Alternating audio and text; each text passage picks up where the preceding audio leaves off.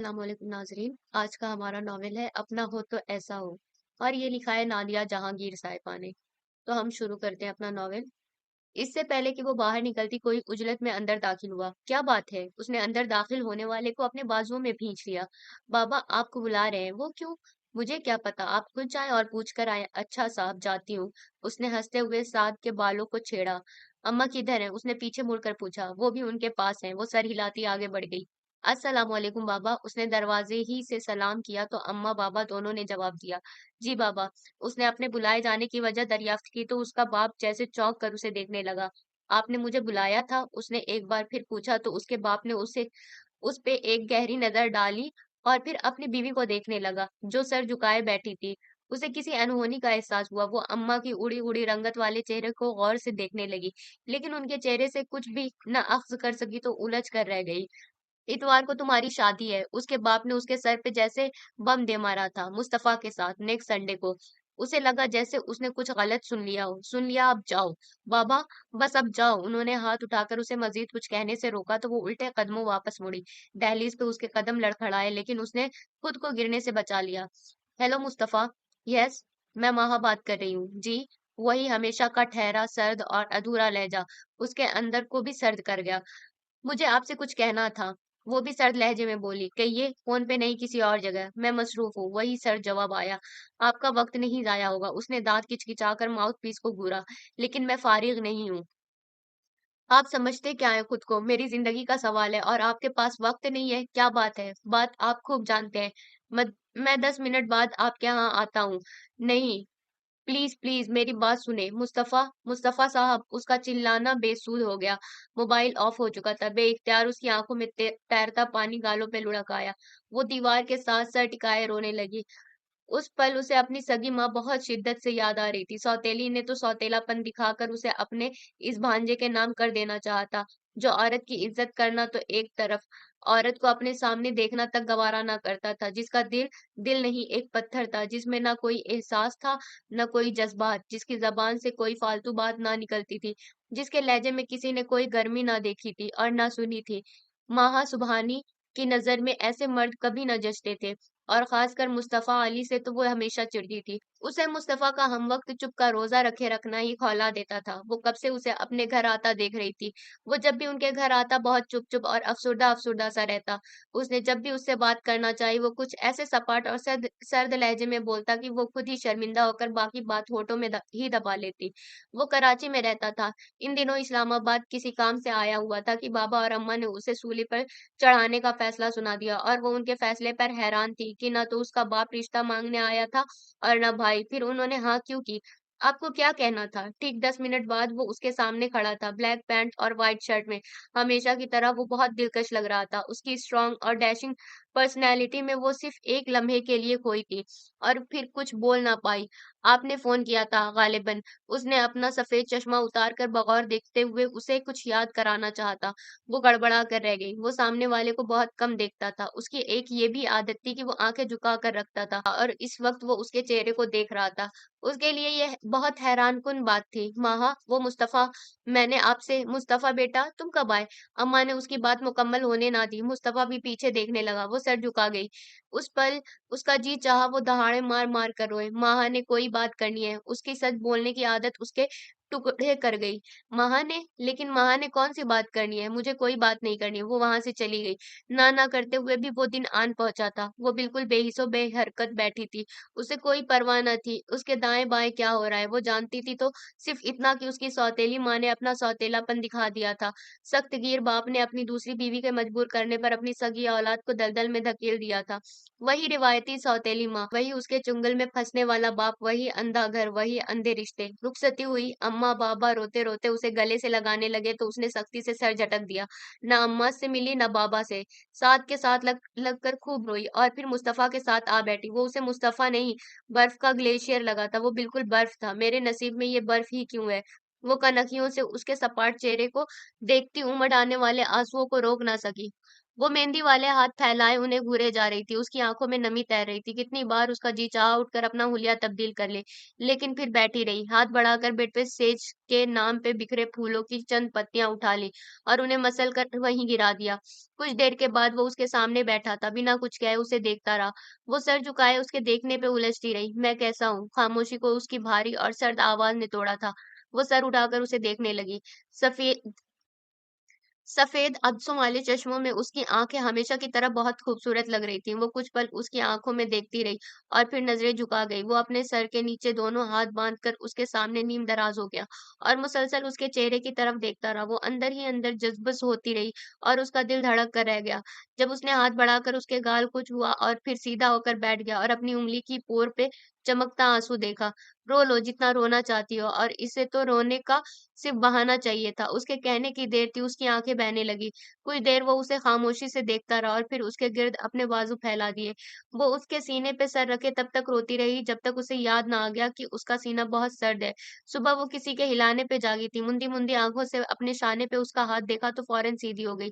उठो नाश्ता कर लो, फिर हमें जाना है। वो उसके शाने से हाथ हटाकर तौलिए से अपने गीले बाल रगड़ने लगा, तो वो जल्दी से उठ खड़ी हुई। शावर लेने के बाद किचन में गई तो एक छोटी ट्रे में नाश्ता तैयार पाया। "आप यहाँ क्या कर रहे हैं?" उसे चाय बनाते देखकर वो भौचक्की रह गई। "देख लो, आप मुझे पहले जगा देते।" वो ख़्वामख़्वाह शर्मिंदा सी हो गई तो वो सर घुमाकर उसे देखने लगा। "रोज़ अपना नाश्ता खुद बनाता हूँ, आज तुम भी मेरी मेहमान हो सो बना दिया।" उसके लहज़े में अजनबियत बहुत नुमायाँ थी। वो लब भींचकर ख़ामोशी से एक तरफ खड़ी हो गई। "पहले नाश्ता कर लो आप।" वो हाथ धोकर बाहर निकलने वाला था जब पीछे से उसने पुकारा, "मैं कर चुका हूँ।" वो सरमेहरी से कहता बाहर निकल गया।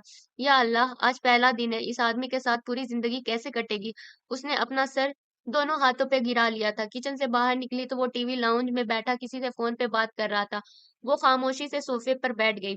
घर वालों से मिलने जाना है? फ़ोन बंद करके वो उसकी तरफ मुतवज्जह हुआ। नहीं, उसकी इतनी तेज़ी से कहने पर वो चौंका। ज़रूर, मगर उसने क्यों का सवाल ना उठाया। फिर 2 मिनट में तैयार हो जाओ। तुम्हारा बैग मैं गाड़ी में रख चुका हूँ। वो उठ खड़ा हुआ। कहाँ जाना है? वो सर उठाकर उसे देखने लगी। कराची। कराची? उसकी साँसें अटक गईं। कब पकड़े वो रेलिंग से नीचे झाँकने लगी। स्याह घोर अंधेरी रात में रोशनियों का शहर वाक़ई रोशन सितारा बना हुआ था। सड़क पे ट्रैफ़िक रवां-दवां थी। घोर अंधेरे में सन्नाटे के बजाय गाड़ियों का शोर, लोगों की आवाज़ें ही गूंज रही थी। हर सू रोशनियों में मर्द, औरतें, बच्चे और गाड़ियाँ ही गाड़ियाँ थीं। वो कुछ देर नीचे सड़क पे झाँकती रही और फिर उकसाकर रेलिंग से कमर टिकाकर बाकी चाय घूँट-घूँट अपने अंदर उतारने लगी। उन्हें यहाँ आए आज चौथा दिन था और वो इन 4 दिनों में जैसे 4 साल गुज़ार चुकी थी। वो सुबह जाता, रात 12-1 बजे वापस लौटता, ना उससे कुछ पूछता, ना खुद कोई बात बताता। अगर भूले से कोई बात कर भी लेता तो 2-4 लफ्ज़ों में समेट कर बात का इख्तिताम भी कर देता और वो उसकी अधूरी बात की तशनगी लेकर रह जाती। गेट के पार गाड़ी का हॉर्न बजा तो वो गर्दन घुमाकर पीछे देखने लगी। चौकीदार बाबा गेट खोल रहा था। वो गहरी सांस लेकर रह गई। "तुम यहाँ हो?" कुछ देर बाद वो भी टेरेस पे मौजूद था। इज़्तिरारी हालत में माथे पे बाल बिखराए, टाई की नॉट ढीली किए, कपड़े तब्दील किए बगैर वो इज़्तिराबी कैफ़ियत में उसे ढूँढता रहा था। उसके लिए ये बहुत अजीब बात थी। वो सीधी होकर इस बात में सर हिलाने लगी तो वो उसी कैफ़ियत में बालों में उँगलियाँ चलाने लगा। "ख़ैरियत? मैं समझा तुम भी चली गई हो।" वो पीछे पलटा। इस बार उसके लहज़े में इत्मीनान था। "कहाँ?" वो भी उसके पीछे बोली। "पता नहीं।" वो सोफ़े पे बैठकर जूते उतारने लगा तो उसने टेरेस डोर बंद किया और उसके सामने बेड पे टिक गई। "मुस्तफ़ा, आप बहुत मुज़्तरिब दिखाई दे रहे हैं।"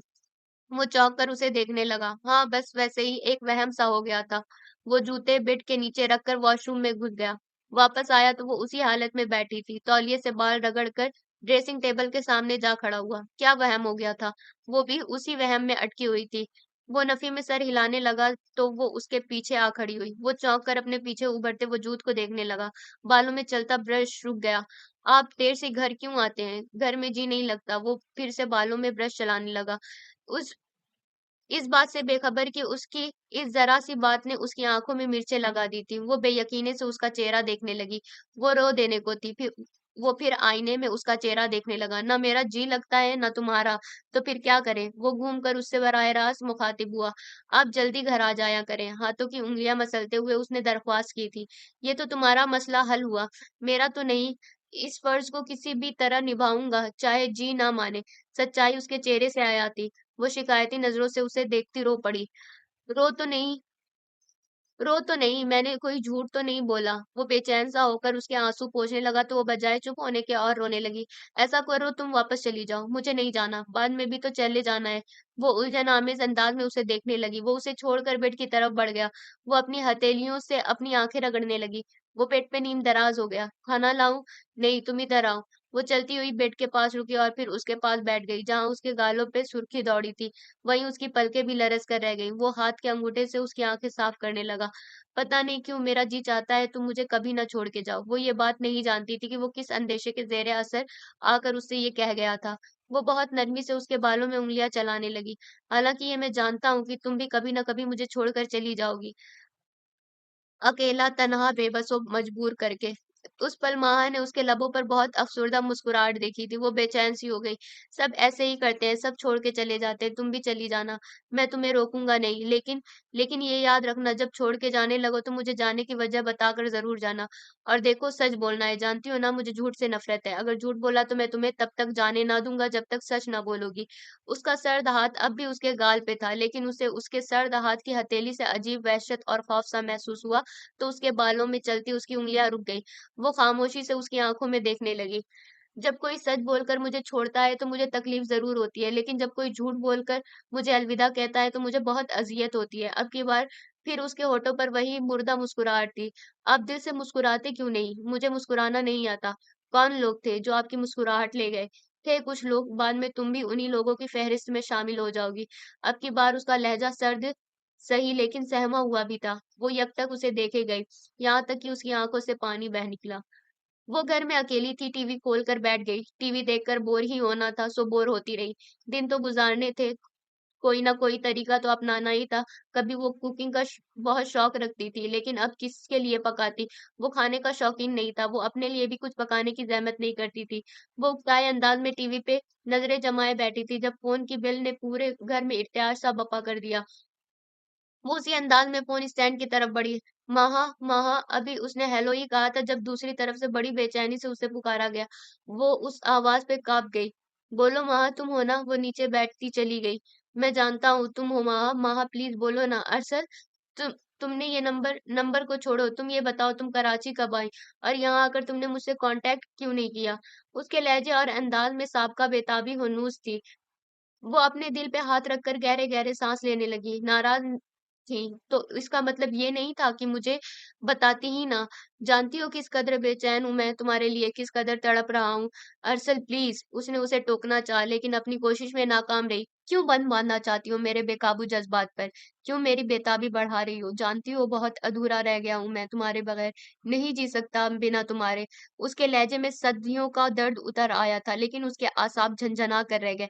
अरसल प्लीज़ बंद करो अपनी बकवास, नहीं सुनना चाहती मैं तुम्हारे ये डायलॉग्स। तुम्हें ये डायलॉग्स लग रहे हैं? मेरी ज़िंदगी बेरंगो बेनूर हो चुकी है और तुम्हें ये डायलॉग बहुत संगदिल हो माँ तुम्हारे नाम मैंने अपनी ज़िंदगी वक़्फ़ कर दी है और तुम माँ, तुम मेरी बातों को डायलॉग्स कह रही हो?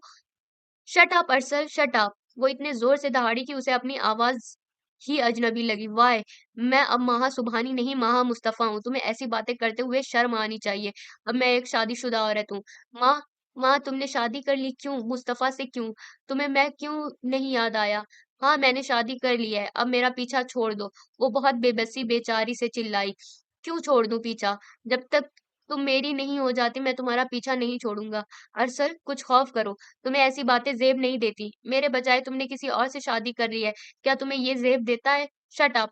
तुम मुझे कल कहीं मिल सकती हो? नहीं, अरसल प्लीज़, प्लीज़ माँ, मैं तुम्हें अपने सामने देखना चाहता हूँ। चुप हो जाओ प्लीज़, मैं नहीं तुमसे नहीं मिलना चाहती।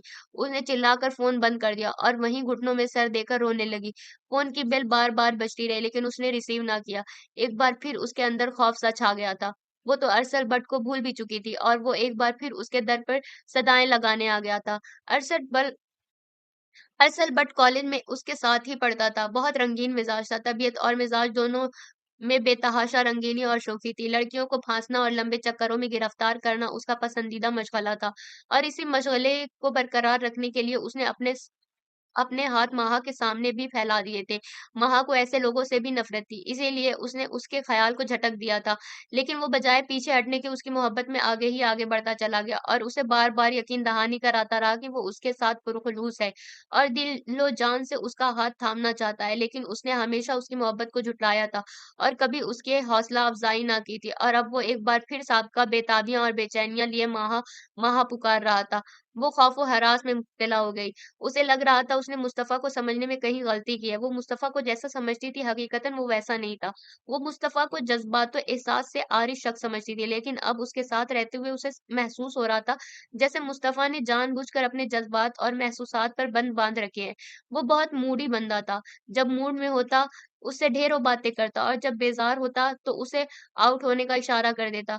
उसे उसका बेज़ार होना और बेज़ार रहना बहुत बुरा लगता था, पहले भी और अब भी। बेशक उसने इसकी चाह नहीं की थी और उसकी नज़र में उसकी सौतेली माँ ने उसे जानबूझकर अपने मोहब्बत और चाहत से अपाहिज भांजे के साथ ब्याहा था। अम्मा-बाबा के साथ उसकी नाराज़गी हनूज़ थी। शादी के अवाइल दिनों में मुस्तफ़ा से उसने वो मोहब्बत नहीं पाई थी जो एक नई नवेली दुल्हन अपने दूल्हा से पाती है। इसीलिए अम्मा-बाबा से नाराज़गी में उसकी शिद्दत बढ़ गई थी, जो अब तक कायम थी। लेकिन जो नाराज़गी शुरू से ही मुस्तफ़ा के लिए उसके दिल में मौजूद थी, वो कदरे कम हो गई थी। अब वो उसका ख़्याल रखने लगी थी क्योंकि वो भी दिल से ना सही लेकिन फिर भी उसका ख़्याल करने लगा था, उसे अहमियत देने लगा था। वो शाम की आँखों का एक बहरूप लगा। कुछ छाँव, कुछ धूप लगा। न जाने क्यों वो मुझे कुछ अपना ही रूप लगा। वो रात का खाना तैयार कर रही थी, वो किचन के दरवाज़े में आ खड़ा हुआ और उसे गौर से देखने लगा। अपनी पुश्त पर उसकी नज़रें महसूस करके वो पीछे पलटी तो बेइख्तियार लब कुचल कर रह गई। वो अपनी सुर्ख़ आँखों में न जाने कौन-सा दुःख दर्द लिए खड़ा था। वो उसे उस पल अज़ियत में मुब्तला लगा। ऐसे क्या देख रहे हैं? वो चलता हुआ उसके पास आ खड़ा हुआ। देख रहा हूँ तुम्हारे होते हुए ये किचन बहुत मुकम्मल लग रहा है, लेकिन एक ख़राबी है इसमें। वो कबाब तलने लगा। वो बिना कुछ कहे उसे देखती रही। मैंने यहाँ जिसे भी खड़े देखा है दोबारा कभी घर में भी मुझे नज़र नहीं आया। वो अफ़सरदगी से कहता कबाबों को उलट-पुलट करता प्लेट में निकालने लगा। उस पल उसने उसका दर्द अपने अंदर उतरता महसूस किया था। सोच रहा हूँ अब तुम्हें सोच रहा हूँ अब तुम यहाँ दोबारा नज़र आओगी या नहीं? अफ़सरदगी से सवालिया नज़रें उस पे डाली, तो वो बेइख्तियार बोल उठी, मैंने कहाँ जाना है मुस्तफ़ा, मैं हूँ आपके घर में, आपके आस-पास। मेरे पास नहीं, उसने नहायत सफ़ाके से उसको झुठलाया। जो मेरे पास होते हैं, वही मेरे पास नहीं रहते। तुम कहो तुम मेरे पास नहीं हो। यकदम वही सर्दी उसके लहजे में आ समाई थी। लेकिन मुस्तफ़ा मैं आपके पास हूँ। आप बस तुम कहो तुम मेरे पास नहीं हो। वो अजब ज़िद्दी लहजे में बोला तो उसकी हैरत से आँखें फट गईं। मैं आपके पास मौजूद हूँ तो मैं क्यों कहूँ कि मैं आपके पास मौजूद नहीं हूँ, जबकि मैं आपसे एक हाथ के फासले पे खड़ी हूँ। तो नहीं कहोगी? वो सर्द महरी से कहकर किचन से चला गया। फ़ोन की घंटी बजी थी। उसने बिना सोचे समझे रिसीवर उठा लिया। हेलो माँ, तुम माँ बोल रही हो ना? दूसरी तरफ बेचैनी बेकरारी थी। हेलो, हेलो माँ, शर्म करो अरसल प्लीज़, शुक्र है तुम ही हो। उधर से गहरा साँस लिया गया तो उसकी रगें तन गईं। क्या तकलीफ़ है अब? निहायत गुस्से से वो चिल्लाई। वो पहले से ज़्यादा बेकरारी दिखाने लगा। तुमसे मिलना चाहता हूँ, बकवास बंद करो। मैंने कह जो दिया है ना मेरा तुमसे कोई रिश्ता है और तुम्हारा मुझसे। फिर किस नाते मुझसे मिलना चाहते हो? उसका बस नहीं चल रहा था कि फ़ोन पे ही उसकी दुर्गत बना दे। तुम ना सही मैं तो तुमसे मोहब्बत करता हूँ ना, शट योर माउथ। क्या करूँ माँ, चैन नहीं आ रहा कि तुम यहाँ हो मेरे शहर में, मेरे पास, मेरे इतने करीब और मैं कितना बदनसीब हूँ, ना तुम्हें देख सकता हूँ और ना तुमसे मिल सकता हूँ। यही बात मुझे चैन नहीं लेने दे रही माँ। तुम ही बताओ मैं क्या करूँ? किसी कल चैन नहीं मुझे। वो बेबसी की इंतहा पर था। उसके तने चेहरे से जैसे पसीना फूट पड़ा। तुम्हें ये क्यों याद नहीं आ रहा कि मैं मिसेज़ मुस्तफ़ा हूँ? वो बेबसी से जैसे चिल्लाई थी, मेरे लिए तो तुम वही माँ हो ना? मैंने तुमसे कभी कोई वादे नहीं किए। मेरी अज़दवाजी ज़िंदगी को डिस्टर्ब मत करो प्लीज़। कोई और नंबर मिला लो, मुझे माफ़ कर दो। सुनो माँ, मुझे कुछ नहीं सुनना प्लीज़। आइंदा मुझे फ़ोन मत करना। उसने पिन निकाल दी। वो सोने की तैयारी कर रही थी जब फ़ोन की घंटी ने शोर मचा दिया। यार उठ जाओ, आप खुद सुन लें। उसके दिल में कोई और घंटी बज रही थी, इसलिए वो उठना नहीं चाह रही थी। दिल तो नहीं कर रहा लेकिन अगर तुम कहती हो तो जाती हूँ। वो तेज़ी से उठ खड़ी हुई। अगर वाक़ई अरसल हुआ और वो मुस्तफ़ा से कुछ उल्टी-सीधी कह दे, इसी बात ने उसे उठने पे मजबूर किया था और उसका ये ख़्याल सच साबित हुआ था। रिसीवर उठाते ही उसकी भारी आवाज़ उभरी थी। मैं तो सोच रहा था तुम्हारे मियाँ से बात होगी लेकिन शायद तुम्हें मेरे फ़ोन का इंतज़ार था। अब की बार अरसल के लहजे में कोई बेकरारी या बेचैनी नहीं थी, बल्कि उसका लहज़ा बहुत अजीब-सा लग रहा था। वो ठिठक गई, एक ख़ौफ़-सा उस पे गालिब आ गया। क्या कहना है? बहुत धीमी मगर मुर्दा आवाज़ में बोली तो वो कहकहा लगाकर हँस पड़ा। मियाँ कहीं करीब ही तो नहीं? क्यों किया है फ़ोन? तुम्हारी आवाज़ सुनना चाहता था। बहुत ढीठ हो तुम। ढीठ नहीं, बेचैन हूँ। उसके साथ ही राब्ता मुनक़ता हो गया। लेकिन उसकी आँखें बेबसी से छलक पड़ी, मगर फिर उसे जल्दी ये ख़्याल आ गया कि वो उसके आने का मुंतज़िर होगा। उसने आँखों को दुपट्टे से रगड़ा, वो आँखों पे बाजू रखे लेटा था। वो ख़ामोशी से लेट गई, वो उसे देखने लगी। वो उसके गिर्द अपनी गिरफ़्त मज़बूत कर चुका था। मुस्तफ़ा वो आईने के सामने खड़ा अपने ऊपर परफ्यूम छिड़क रहा था जब पीछे से उसकी आवाज़ सुनाई दी। हुँ, आज आप ऑफ़िस ना जाएँ। क्यों? वो हैरत से पलट कर उसे देखने लगा, तो वो उसके करीब आ गई। बस आप ना जाएँ, कोई वजह? कोई नहीं, तो फिर ज़रूरी है, कोई वजह ही हो, आप आज घर में नहीं रह सकते। वो चिढ़ गई। छुट्टी करने की कोई वजह तो होनी चाहिए। वो पीछे पलटकर दोबारा से आईने में अपना सरापा देखने लगा। वो गहरे साँस लेती कमरे में बिखरी चीज़ें समेटने लगी। अच्छा फिर मैं चलता हूँ। वो बैग उठाकर उसके करीब आया तो वो बेसाख्ता उसका सुर्ख सुता सा चेहरा देखने लगी। आँखों की रंगत भी बेहद फीकी थी। वो आज उसे रोकना चाह रही थी क्योंकि वो बीमार था, लेकिन वो अपनी बीमारी को मानता ना था। उसे आराम की ज़रूरत थी, लेकिन वो जानबूझकर आराम करना नहीं चाह रहा था। न जाने वो खुद को इतनी सज़ा क्यों देता था। तो फिर मैं जाऊँ? न जाने क्यों वो उससे पूछ रहा था। वो कुछ ना बोली तो वो उसका गाल थपथपाकर बाहर निकल गया, जबकि वो अपना निचला लब दाँतों तले दबाकर बेड पे बैठ गई। क्या था अगर मेरी ज़रा-सी बात मान जाते? ये फ़रमाइश भी मैंने अपने लिए थोड़ी की थी, तुम्हारी खातिर ही तुम्हें रोक रही थी। और तुम इतने बेमुरौवत, नाराज़ करना जानते हो, राज़ी करना आता नहीं। भीगती आँखों ने गालों को भिगोया तो वो एकदम से चौंक गई। वो उसके पास बैठा था। ये क्या हो रहा है? कुछ नहीं, वो झट हाथों की पूँछ से आँखें साफ करने लगी। आप अभी गए नहीं, तुम जाने दोगी तो जाऊँगा ना, क्या मतलब?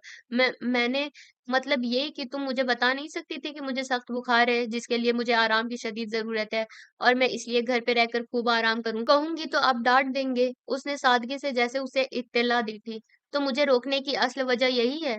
वो बिना बोले इस बात में सर हिला गई। वो चुपचाप उसे देखे गया। उसकी खामोशी से घबरा कर वो कुछ कहने का सोच ही रही थी जब वो बोल पड़ा। कभी-कभी तुम मुझे बहुत अच्छी लगने लगती हो। उसका दिल एक बार ही धड़का। वो भीगी पलकें उठाकर उसे देखने लगी। पता नहीं क्यों मुझे लगने लगा है तुम और लोगों जैसी नहीं हो। तुम मुख्तलिफ हो, बहुत मुख्तलिफ, सबसे हटकर। तुम में मुझे मिलावट नज़र नहीं आती। मुझे लगता है तुम में कोई धोखा नहीं। तुम बहुत मुख्तलिफ हो माहा। पता नहीं क्यों लेकिन मुझे ऐसा लगने लगा है। वो उसके हाथ अपने हाथों में लेकर बहुत वारफ्तगी से कहता एकदम मुस्तरिब सा हो गया और उसके हाथ छोड़कर बाहर निकल गया। वो हक-दक सी रह गई। वो किचन में खड़ी थी कि किसी ने आकर किचन के दरवाजे पर अपनी उंगलियां बजाई। वो चौंक कर दरवाजे की सिमत देखने लगी। जीन्स शर्ट में मलबूस नाजुक नुकुश वाली लड़की उसकी तरफ देख रही थी। आप कौन? वो शशोपंज में मुब्तला थोड़ी आगे बढ़ी थी क्योंकि इससे पहले वो सामने वालों से वाकिफ ना थी। मुस्तफा कहाँ है? किधर है वो? लड़की बड़ी उजलत में दाएं बाएं देखती वहां से हट गई।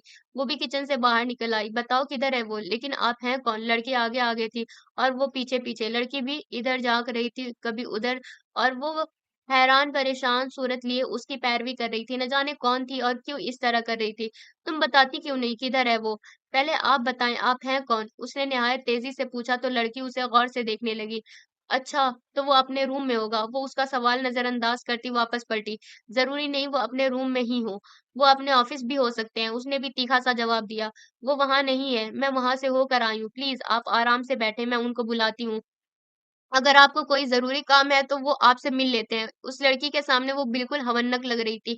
वो घर में है तो वो घर में है तुमने मुझे बताया क्यों नहीं? लड़की जैसे मुतवहिश सी हो गई उसके अंदाज़ पे। उसे भी जी भर कर गुस्सा आया मगर वो कंट्रोल कर गई। आप बैठकर बात करेंगी तो मैं आपको बताऊँगी ना यूँ किसी के घर आकर। कौन-सा रूम है उसका? लड़की ने उसकी बात काट दी। मुस्तफ़ा मुस्तफ़ा इससे पहले कि वो लड़की आगे बढ़ती वो वहीं से मुस्तफ़ा को आवाज़ देने लगी और वो पहली आवाज़ पे ही बाहर निकल आया। लेकिन लड़की पे नज़र पड़ते ही एकदम उसके कदम रुके थे। माँ ने उसे ठिठकते देखा था। भाई, भाई आप? उसके भाई कहने पर माँ भी ठिठक कर रह गई। क्यों आई हो तुम यहाँ? उसकी आवाज़ नई बर्फ़ का तो तोदा गिरा था। लड़की उसकी सिमत बढ़ी थी। भाई मैं अपने लिए नहीं आई मम्मा, इससे पहले कि मेरा तुम पे हाथ उठ जाए यहाँ से चली जाओ। उसकी गरजदार आवाज़ पे माँ भी काँप कर रह गई थी। लड़की भी डर कर पीछे हट गई। भाई मम्मा मैंने तुमसे कहा है यहाँ से चली जाओ। लड़की उसके गुस्से को खातिर में ही ना ला रही थी। आप मेरी बात क्यों नहीं सुन रहे? वो रोने लगी तो मुस्तफ़ा की आँखों से जैसे चिंगारियाँ फूट पड़ी। मम्मा को कैंसर है, वो अस्पताल में है और आखिरी सांसों में आपको पुकार रही है। प्लीज़ भाई। वो बात मुकम्मल नहीं कर पाई थी कि वो उसे कलाई से पकड़कर बाहर खींचता ले गया।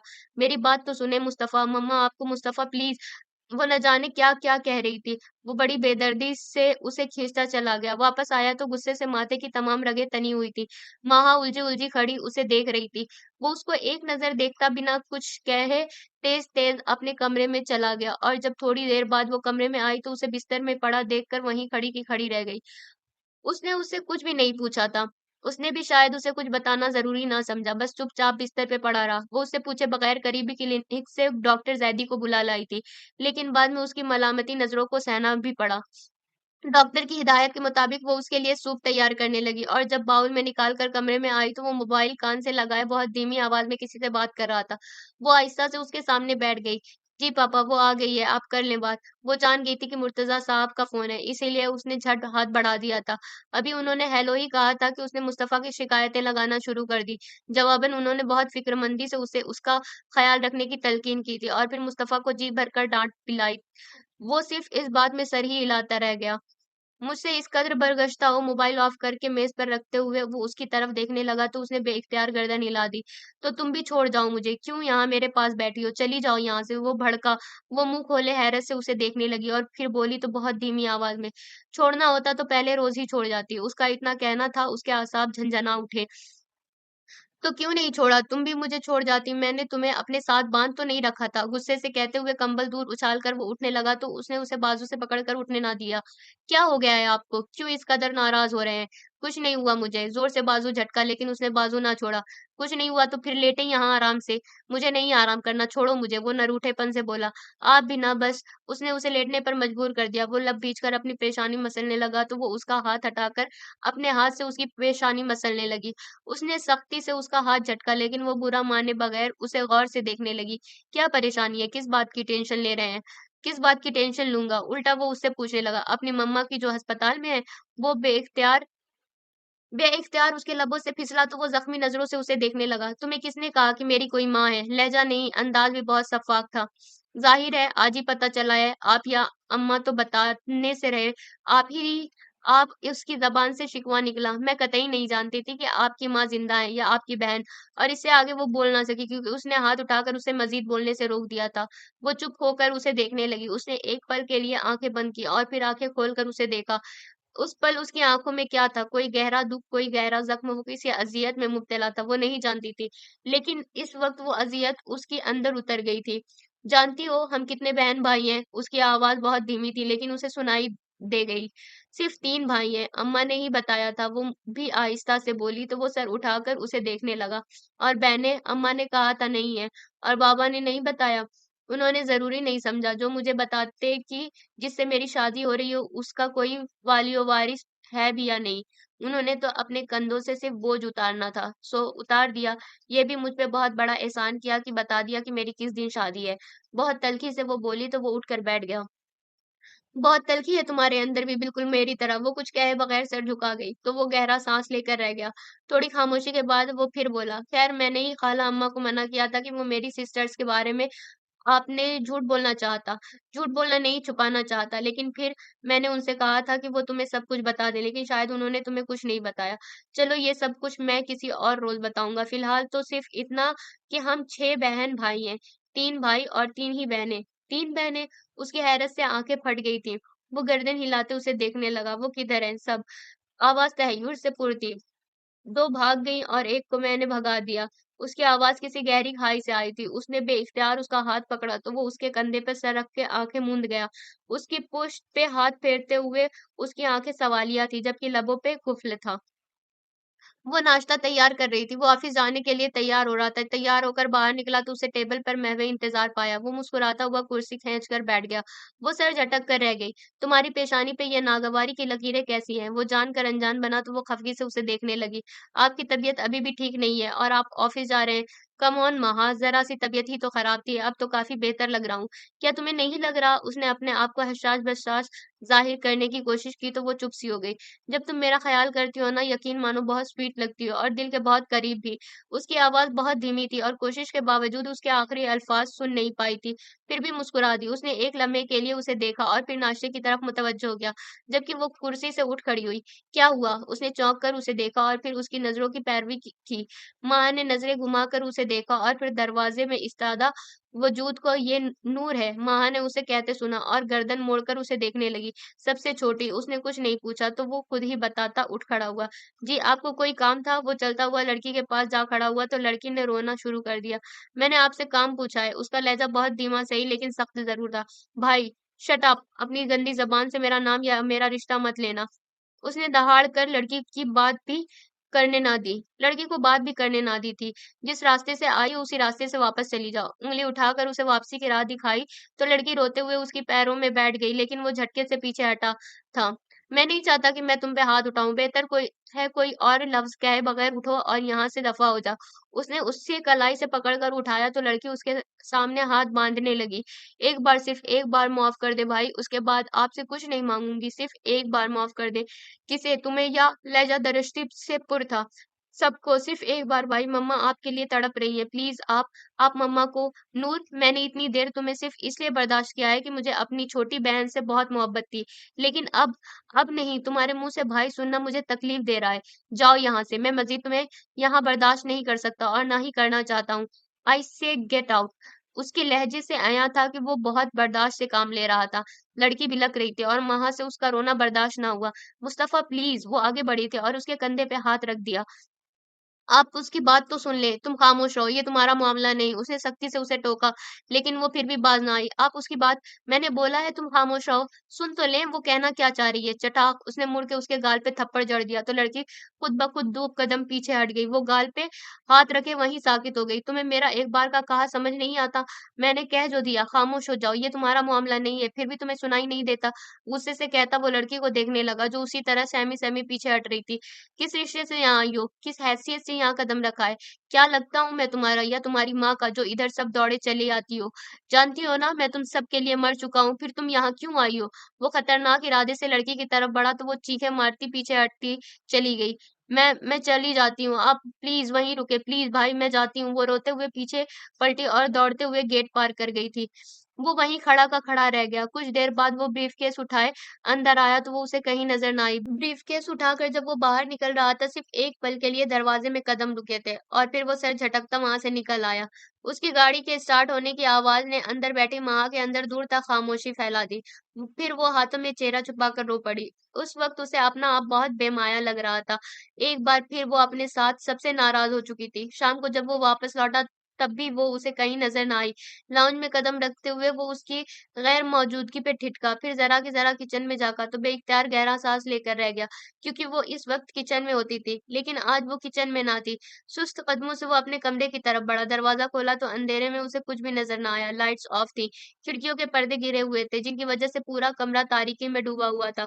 उसने आगे बढ़कर लाइट ऑन कर दी, उसे वो बेड पे आड़ी-तिरछी लेटी नज़र आई। उसे देखकर वो सीधी हो गई। "तबीयत तो ठीक है ना तुम्हारी?" वो फ़िक्रमंदी से उसकी जानिब बढ़ा और अपना चौड़ा हाथ उसकी पेशानी पे रख दिया। वो करंट खाकर उठ बैठी। "महा, आर यू ऑलराइट?" उसने कोई जवाब ना दिया और बेड से उतरकर पैरों में चप्पल फंसाती बाहर निकल गई। "क्या आज चाय नहीं मिलेगी?" वो शावर लेने के बाद निखरा-निखरा सा उसके सामने खड़ा था। ऑफ व्हाइट शलवार सूट में वो हैंडसम लग रहा था। "चाय नहीं मिली, फिर तो खाना भी नहीं मिलेगा।" है ना? वो खामोशी से वहाँ से हट गई। वो झुँझलाकर उसे बाहर जाता देखता रहा। बाहर मौसम बहुत खुशगवार था। ठंडी मस्त हवाएँ चल रही थीं। सरसब्ज़ लॉन के दरख्त, पौधे नहीं बल्कि छोटी-छोटी घास भी अपने जौबन पे थी। खूब हिल-हिल कर माहौल को पुरसहर बनाने की कोशिश कर रही थी। वो सब्ज़ घास पे घुटनों पे सर रखे बैठी थी।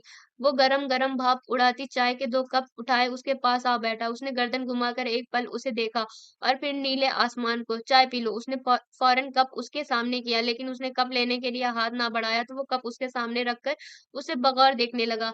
अचानक बारिश सबा की तेज़ लहर उसकी स्याह सिल्की बालों को छेड़ गई। मुस्तफ़ा उसे बहुत गौर से देख रहा था। उसके बालों ने उसके चेहरे को भी छू लिया तो उसके लबों पर मुस्कुराहट खेल गई। वो वहीं सरसब्ज़ घास पे हाथों का तकिया बनाकर लेट गया। काश मैं शायर होता! बहुत शिद्दत से इस ख्वाहिश ने उसके अंदर अंगड़ाई ली थी, जो उसकी लबों पर भी आ गई, मगर सुनने वाली ने बहुत बेइतनाई बरती थी उसकी इस ख्वाहिश पे। बहुत आहिस्तगी से उसके नरम और मुलायम बालों पे हाथ रखा, लेकिन वो झटके से पीछे हट गई। वो कुछ बोल न सका, सिर्फ़ अपने हाथ को देखा और लब भींच लिए। कुछ देर उसी तरह लेटा रहा और नीले आसमान को देखता रहा। वो भी ज़रा फासले पे बैठी न जाने क्या सोचे जा रही थी। दोनों के दरमियान खामोशी आन ठहरी। हवा के तेज़ झोंके ने दोनों को चौंका दिया। जानती हो जहाँ आज इतनी खामोशी है, पहले-पहल यहाँ बहुत शोर होता था। कोई खामोशी को जानता तक नहीं था। हर वक़्त, हर समय यहाँ वहाँ से आवाज़ें आती रहती थी। हँसने की आवाज़ें, रोने की आवाज़ें, लड़ने की आवाज़ें, एक-दूसरों को सलवाते सुनाने की आवाज़ें। लेकिन आज आज इन दरो-दीवार को पता भी नहीं कि हँसना किसको कहते हैं, बोलना किसको कहते हैं। जब दुःख था उसकी आवाज़ में, अंदर को चीर देने वाला दुःख, सब मदफ़ून हो गई आवाज़ें, हँसी, मुस्कुराहट कहीं दफ़्न हो गई। अब ना कोई हँसी है, ना कोई मुस्कुराहट, ना कोई आवाज़, ना कोई खिलखिलाहट, सब चुपचाप मर गई। अचानक ही पता नहीं किस तरह लहज़ा गुलूगीर सा हुआ तो आवाज़ में नमी वाज़ेह हो गई, लेकिन उसने पलट कर ना देखा। ज़िंदगी आसान नहीं होती, ये आसान हो भी नहीं सकती। बहुत ज़हरीली है ये ज़िंदगी, अंदर तक को ज़हरीला कर देती है। यहाँ जीना बहुत मुश्किल है। न जाने हम किस तरह जी रहे हैं, न जाने हम अचानक ज़बान को दाँतों तले दबाकर वो उसे देखने लगा। वो उसी तरह सपाट चेहरा लिए सामने देख रही थी। वो चुप-सा हो गया। "चाय पी लो, ठंडी हो जाएगी।" "मुझे नहीं पीनी।" वो एक झटके से उठी और अंदर चली गई। उसके सीने में दर्द की एक तेज़ लहर उठी थी, जो बाद में पूरे वजूद पे फैल गई। वो कराह कर रह गया। गंदे खून का धब्बा गंदा ही होता है। दिखा दी ना गंदे खून की असलियत। घर की इज़्ज़त का ही ख़याल कर लेते। अपना आप घर की इज़्ज़त पर ही दिखाना था। तवक्को तो नहीं थी लेकिन ये सच है, रगों में दौड़ता खून अपना आप ज़रूर दिखाता है। जी चाहता है तुम्हारे अंदर की नापाक खून को अभी चारों तरफ फैला दूँ। उसके चारों तरफ मुख्तलिफ आवाज़ें उभरी थी। ज़ोर की, बहुत ज़ोर की, कानों को चीर देने वाली आवाज़ें, गरम शीशा से भी ज़्यादा गरम आवाज़ें। वो तड़प कर उठ बैठा। उस पल उसके चेहरे का रंग खून से भी ज़्यादा सुर्ख हो रहा था और आँखों की रंगत ऐसी थी कि आँखों में जैसे ज़ख्म उतर आए हों। बोलने की बात करती हो, सोचो अगर भूल गया मैं, तो कौन याद करेगा तुम्हें? बंद करो बकवास अपनी। अरसल की आवाज़ से बर्छी की तरह चुभी थी। ये बकवास नहीं है माँ, ये बकवास नहीं है। आखिर तुम क्यों नहीं समझती? अरसल की बेकरारी हद से सिवाती। प्लीज़ अरसल मेरी नज़रों में इतने मत गिरो, मत करो इस तरह। क्यों बाज़ आ जाऊँ? तुमने की है मुझसे शादी। ये दिया है जवाब मेरी मोहब्बत का, कदम-कदम पे ठुकराया तुमने मुझे। हमेशा तमस्खुर उड़ाया है मेरी मोहब्बत का, तो क्या चाहती हो? अब तुम्हारी आवाज़ भी ना सुनूँ? तुम्हें कभी देखूँ भी ना, वो चटक कर बोला तो उसे अपनी कनपट्टियाँ सुलगती महसूस हुई। प्लीज़ मुझे तंग मत करो, नहीं करता तुम्हें तंग, सीधी तरह मिल लो मुझसे। अब की बार उसका लहज़ा बहुत तीखा और तिरछ था। वो भी चटक कर रह गई। बकवास करते हो, जानते हो मेरा तुम्हारा कोई रिश्ता नहीं है। रिश्ता तो मैं खुद बना लूँगा। फ़िलहाल मुझे वक़्त और जगह बता दो, कहाँ और कब मिलोगी? मुझसे बाद की बातें बाद में होगी।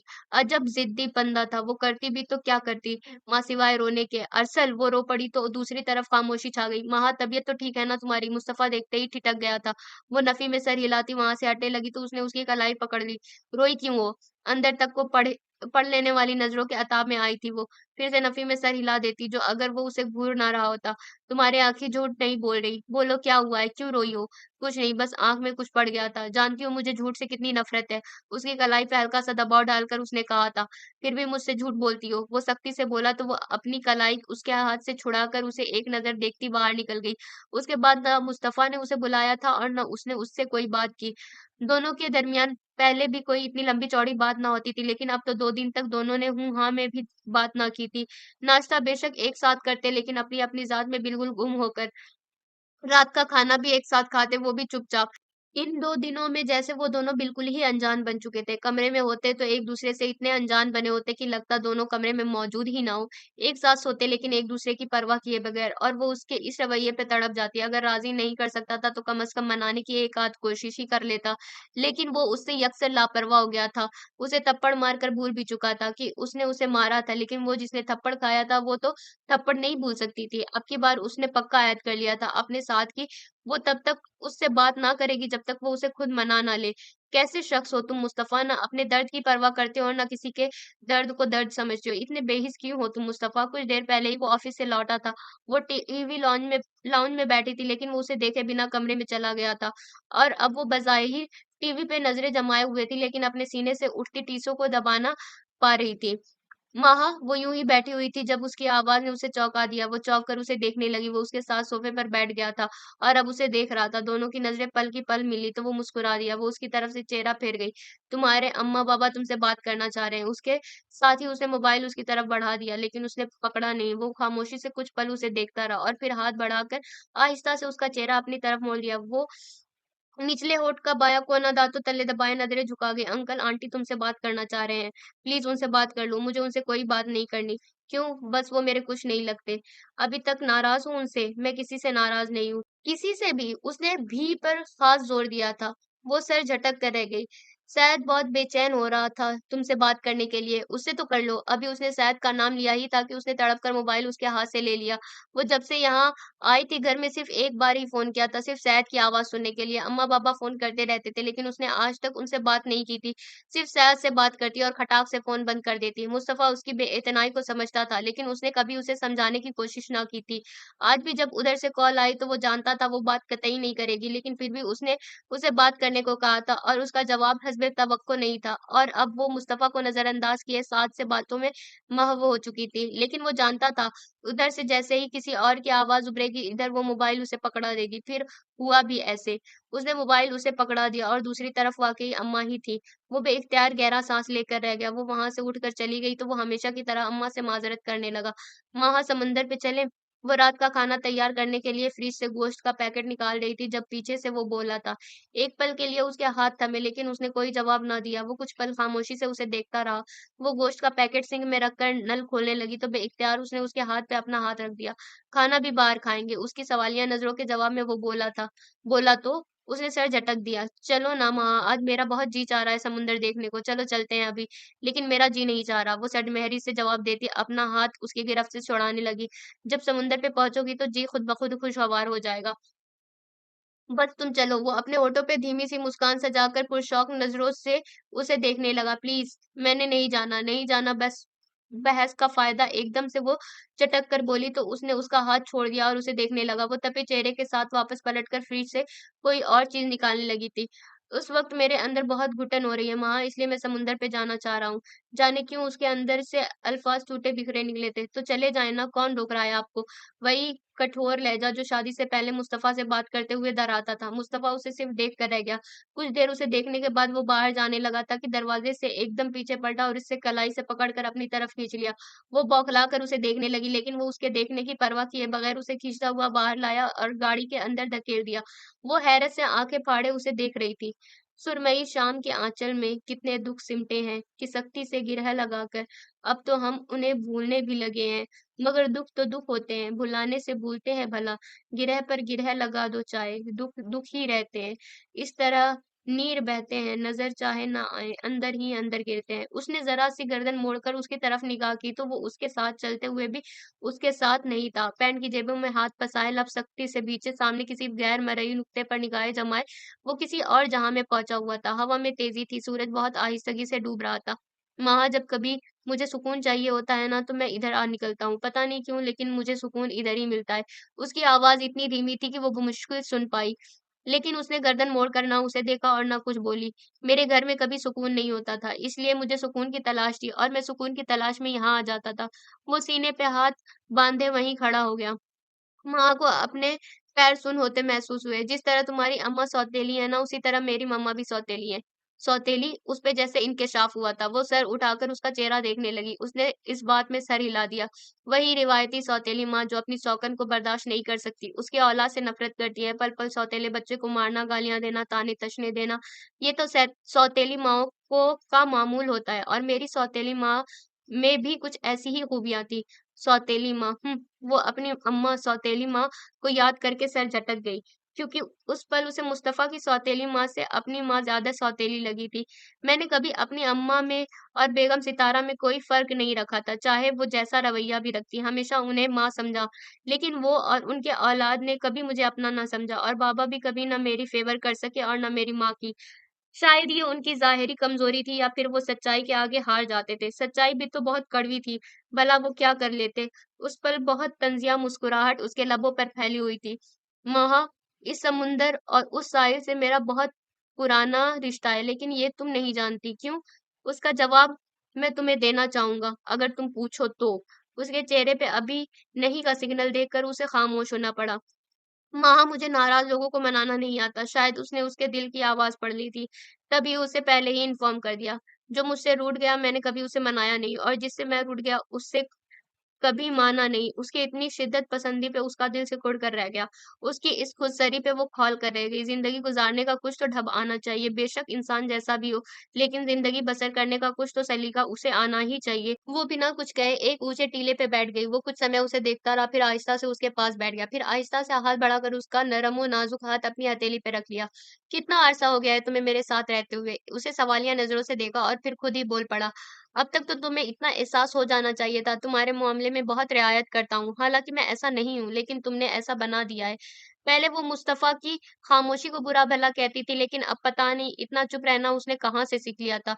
इस पल उसे मुस्तफ़ा की हर बात ज़हर लग रही थी। उसका जी चाह रहा था उससे हाथ छुड़ाकर कहीं दूर भाग जाए, जहाँ ना मुस्तफ़ा हो और ना कोई और। उसे इस पल से उस बर्फ के तोदे से कोई अपनाहियत महसूस ना हो रही थी। वो जैसा भी था बात करते हुए अपने लफ्ज़ों पर गौर नहीं करता था और वो उसकी ज़बान से अदा हुए हर लफ्ज़ पे अंदर तक लहूलुहान हो जाती थी।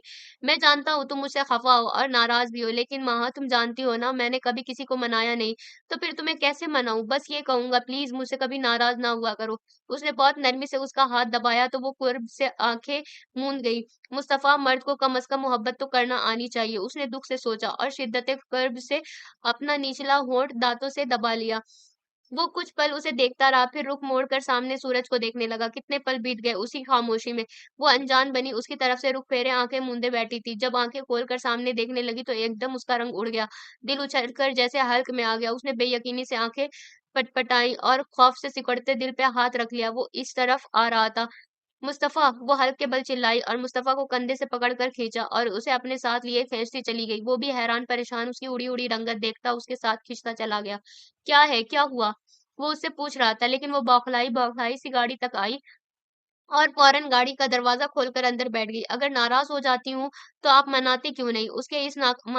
उसके इस नामाकूल बहाने को वो समझ ना सका और लबों पे बहुत अनोखी मुस्कुराहट सजाकर अपने सीने से लगे उसके सर को देखता रहा। अब कभी भी तुम्हें रूठने ना दूँगा। चमकती आँखों ने भी जैसे तस्दीक कर दी थी।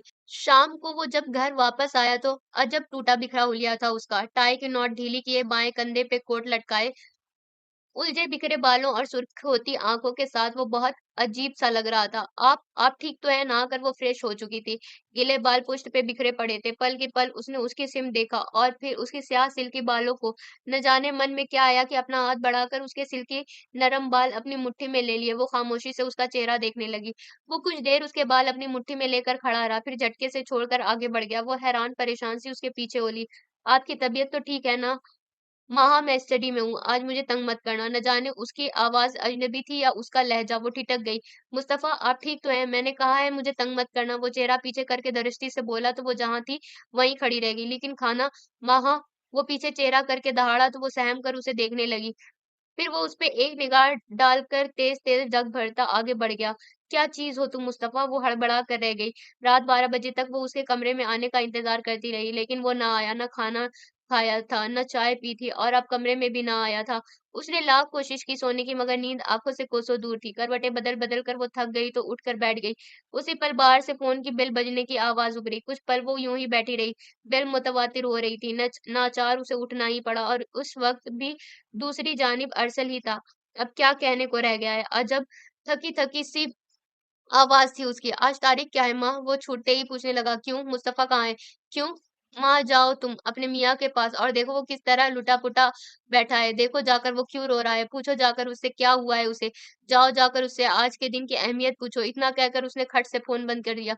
वो बेचैन सी स्टडी रूम की तरफ बढ़ी, लेकिन दरवाज़ा अंदर से लॉक था। उसने दरवाज़े पे हल्की-सी दस्तक दी, लेकिन अंदर से उसने दरवाज़ा ना खोला। देखो जाकर वो क्यों रो रहा है। अरसल की आवाज़ उसकी समातों से टकराई तो उसकी बेचैनी हद से सिवा हो गई।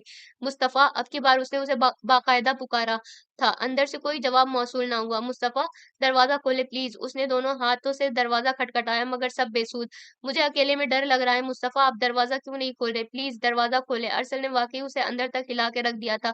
न जाने क्या भेद था जो अभी तक उसे मालूम ना हो सका था। कितनी देर तक वो दरवाज़ा खटखटाती रही और फिर बेबसी से वहीं दरवाज़े के साथ लग के रोती रही। वो पूरी रात उसने रो-रो कर गुज़ारी थी और अंदर वो भी पूरी रात सो न सका। "माँ, तुम यहाँ क्यों बैठी हो?" सुबह जब वो बाहर निकला तो उसे दरवाज़े में बैठा देखकर भौंचक्का रह गया। "आप रात को कमरे में क्यों नहीं आए?" वो उठकर मुकाबिल आ खड़ी हुई।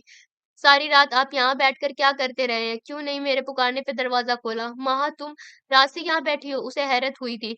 "आप रात भर क्यों जागते रहे? आँखें क्यों सुर्ख हो रही हैं? कम ऑन महा, क्या हो गया है तुम्हें?" उसने उसके गाल को थपथपाना चाहा, लेकिन उसका हाथ गाल पर लगने की देर थी उसे जैसे करंट सा लगा। उसे लगा था जैसे उसके गाल को किसी दहकते कोयले ने छू लिया हो। "आपकी तबीयत आपको बुखार है, सख्त बुखार है आपको।" माँ ने अपने दोनों हाथ उसके गालों पे रखे। आपको सख्त बुखार है मुस्तफ़ा, वो रो देने को थी। आप रात भर नहीं सोए, जागते रहे हैं ना, जभी इतना तेज़ बुखार हो गया है आपको। क्या नाराज़ हो गए थे मुझसे?" बहुत आहिस्तगी से उसकी आँखों से आँसू टूटे और गालों पे बह निकले। "माँ, बताएँ ना आप क्या हुआ था आपको? क्यों आपने ऐसा किया?" उसके इस पागलपन पर वो लबों पे ज़बान फेर कर रह गया। "मुस्तफ़ा मैंने क्या किया है जो आप मुझसे नाराज़ हो गए थे?"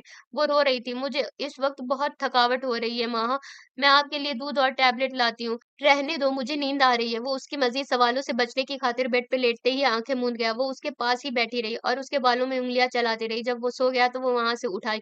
वो सीधी लाउंज में पड़े फ़ोन स्टैंड की तरफ आई थी। आज उसने वो नंबर मिला दिया जिसको उसने कभी ना मिलाने की कसम खा रखी थी। "हेलो, अम्मा मैं माहा।" उसकी बात भी मुकम्मल ना होने पाई कि आँसुओं का गोला उसके हल्क में अटक गया। "माहा मेरी बच्ची कैसी है तू? ठीक तो है ना?"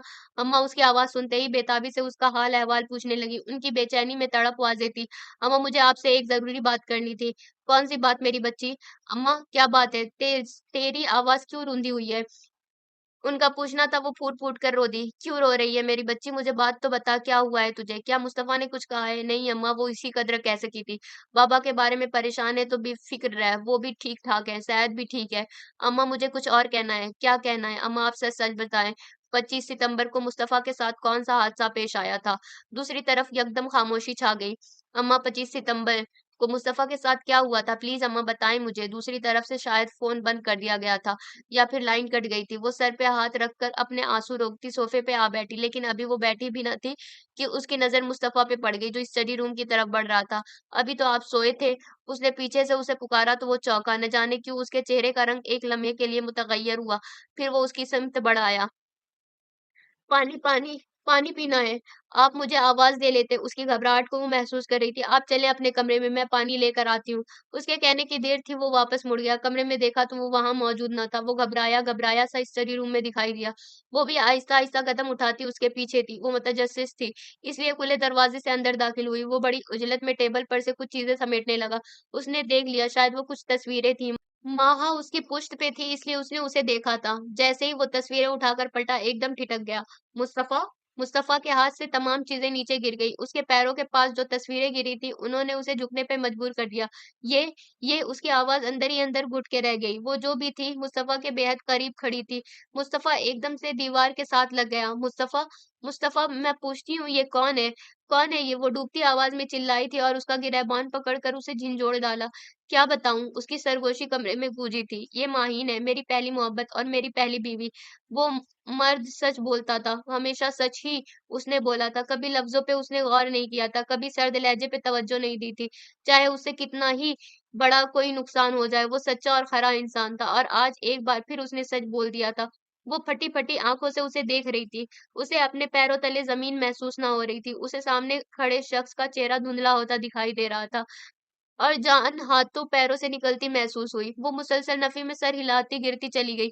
"मिस्टर मुस्तफ़ा" डॉक्टर ने उसकी सुर्ख़ आँखों में देखा, "आपकी मिसेज़ होश में आ चुकी हैं।" डॉक्टर का इतना कहना था कि वो कुर्सी से उठ खड़ा हुआ। "मैं उसको देख सकता हूँ? Why not?" "माहा" वो बेचैनी से उसकी सिमत बढ़ा। उसने उसकी आवाज़ सुन के आँखें मीच लीं। "माहा मेरी जान" वो उस पे झुका और बहुत बेक़रारी से उसे अपनी बाहों में समेट लिया। वो कसमसा कर उसे अलहदा हुई। पूरे 8 घंटों के बाद होश में आई हो, वो कुछ ना बोली, बस टुकुर-टुकुर उसे देखती रही। "अभी घर चलते हैं, मैं डॉक्टर से इजाज़त लेकर आता हूँ।" वो बाहर निकल गया तो वो रो दी। "माँ उठो, दवा खा लो।" मुस्तफ़ा उसके पास खड़ा कब से उसे दवा खाने पर इसरार कर रहा था, लेकिन वो उसकी तरफ देखना भी गुनाह समझ रही थी। तंग आकर वो उसके पास बैठ गया। वो आहिस्ता से उठी और खुले दरवाज़े से बाहर निकल गई। जब से वो अस्पताल से लौटे थे, उसका रवैया यही था। रात का खाना भी उसने ना खाया और जब रात को सोने लगे तो वो सोफ़े पर लेट गई। "माँ क्या हो गया है तुम्हें? इधर क्यों सो रही हो?" वो ज़च होकर बोला, वो उसे एक नज़र देखकर आँखें बंद कर गई। "मैंने तुमसे कुछ पूछा है, आप खामोशी से सो जाएँ, वरना मैं ये कमरा भी छोड़ दूँगी।" सख्ती से कहने पर वो दोबारा कुछ बोल ना सका। अगले कई दिनों तक उसका यही मामूल रहा। "माँ, मुझे तुमसे कुछ कहना है।" एक रोज़ उसने उसकी कलाई पकड़कर उससे कहा था। उसके माथे पे बल पड़ गए। "मैं कुछ भी सुनना नहीं चाहती।" उसके हाथ से कलाई छुड़ाकर वो आगे बढ़ गई। उसका ये अंदाज़ अगले 2 हफ्तों तक जारी रहा और मुस्तफ़ा दिन-ब-दिन अंदर से टूटता जा रहा था। वहां वो टेरेस पे खड़ी रिमझिम बरसती बूंदों पर नजरें टिकाए न जाने किधर खोई हुई थी। जब किसी ने उसके कंधे पे हाथ रखा, वो चौंक कर पीछे देखने लगी। सर्दी बहुत बढ़ रही है, यहाँ क्यों खड़ी हो? मुस्तफा बहुत अपनाइयत से उसे देख रहा था। वो आहिस्तगी से वहां से हट गई, कोई भी जवाब दिए बिना। वो लब भींच कर रह गया। क्या तुम भी मेरे माजी का हिस्सा बनने वाली हो? टेरिस की ग्रिल से टेक लगाए वो सोचने लगा। वो इस लड़की को न जाने कब से चाहने लगा था।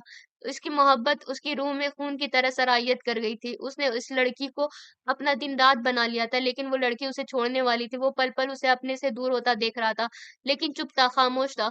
इस खामोशी में उसकी बेबसी नुमायाँ थी, जो देखने वाला देख सकता था, लेकिन जिसको देखना चाहिए था, वही देख ना पा रही थी। अम्मा, बाबा और सैयद मिलने आए तो वो सब भूल-भाल कर उनके गले लग गई। मुस्तफ़ा हैरान रह गया था। कहाँ वो उनसे फ़ोन पे बात तक ना करती थी और अब उनके साथ लगी खड़ी थी। वो अम्मा-बाबा को मुआफ़ ना करना चाहती थी, लेकिन उनकी मोहब्बत के आगे वो हार गई। उनके सीनों पे सर रख कर कुछ देर के लिए तल्ख़ हकीकत को झुठला दिया। सोचा था वो उनसे कभी ना मिलेगी। उन्हें अपनी सूरत तक ना दिखाएगी, लेकिन आज उनकी मोहब्बत शफ़क़त ने उसके नाराज़ दिल को पिघला दिया था। वो रो-रो कर उनसे माफ़ी माँगती रही, कोई शिकवा, कोई शिकायत लबों पे आ ही ना सकी। अम्मा से कहा भी तो सिर्फ़ इतना, मुझसे हकीकत छुपाकर बहुत बुरा किया आपने, मेरे साथ भी और मुस्तफ़ा के साथ भी। अम्मा रो पड़ी थी, उसने भी सोच लिया था वो अपने बूढ़े माँ-बाप से इंतकाम लेकर क्या करेगी। उसकी ज़िंदगी तो इस बर्फ़ के ग्लेशियर ने ख़राब की थी, वो बूढ़े माँ-बाप को क्यों सज़ा देती। सज़ा का असल हकदार तो मुस्तफ़ा था, वो बर्फ़ का तो तोदा एहसासो जज़्बात से आरी शख़्स, वो जो मुनाफ़िक था, अपने 2 रूप रखता था, धोखेबाज़ था और उसे पहले दिन से धोखा देता आया था। तो घर कब आएगी माही? जाते समय अम्मा-बाबा ने पूछा था। बहुत जल्द अम्मा, मुस्तफ़ा बेटा इसे जल्द लाना। मैं अकेली आऊँगी अम्मा। उसने फ़ौरन अम्मा की बात काटी थी। मुस्तफ़ा जो बाबा से गले मिल रहा था, ठिठक गया। अब तो आना ही पड़ेगा अम्मा, उसने बेदर्दी से कहा था। लेकिन बेटा मुस्तफ़ा के साथ, मैं इनसे हर ताल्लुक तोड़ के आऊँगी। मुस्तफ़ा एकदम दीवार के साथ लगा था। बाबा और सैयद गाड़ी में बैठ चुके थे। उन्होंने उसकी बात ना सुनी। अम्मा के चेहरे की रंगत उड़ गई। नहीं बेटा, ये ज़ुल्म मत करना, अम्मा की घुटी-घुटी आवाज़ निकली। पहले आपने अपनी मर्ज़ी चलाई और मुझे मेरी इजाज़त के बगैर ब्याह, अब मैं अपनी मर्ज़ी चलाऊँगी और आपकी इजाज़त के बगैर इनसे। इससे आगे वो नहीं बोली क्योंकि अम्मा रो पड़ी थी। ये ज़ुल्म मत करना माही, मेरा बेटा पहले ही अंदर से ज़ख्म-ज़ख्म हो चुका है। इसे मज़ीद कोई ज़ख्म मत देना, वो कुछ ना बोली। तुम मेरी बेटी हो और मुस्तफ़ा मेरा बेटा, मेरे बेटे का ख़्याल रखना, इसे मज़ीद टूटने-बिखरने मत देना। अम्मा के रोने पे मुस्तफ़ा का दिल टुकड़े-टुकड़े हो रहा था। वो सपाट चेहरा लिए खड़ी रही। तो अब वो वक़्त आ गया है माँ, जब तुम भी मुझे छोड़ जाओगी, मेरे कमरे और मेरे घर को अलविदा कह दोगी। क्या वो वक़्त मेरे नज़दीक आने वाला है? क्या अब मेरी रूह मेरे जिस्म का साथ छोड़ने वाली है?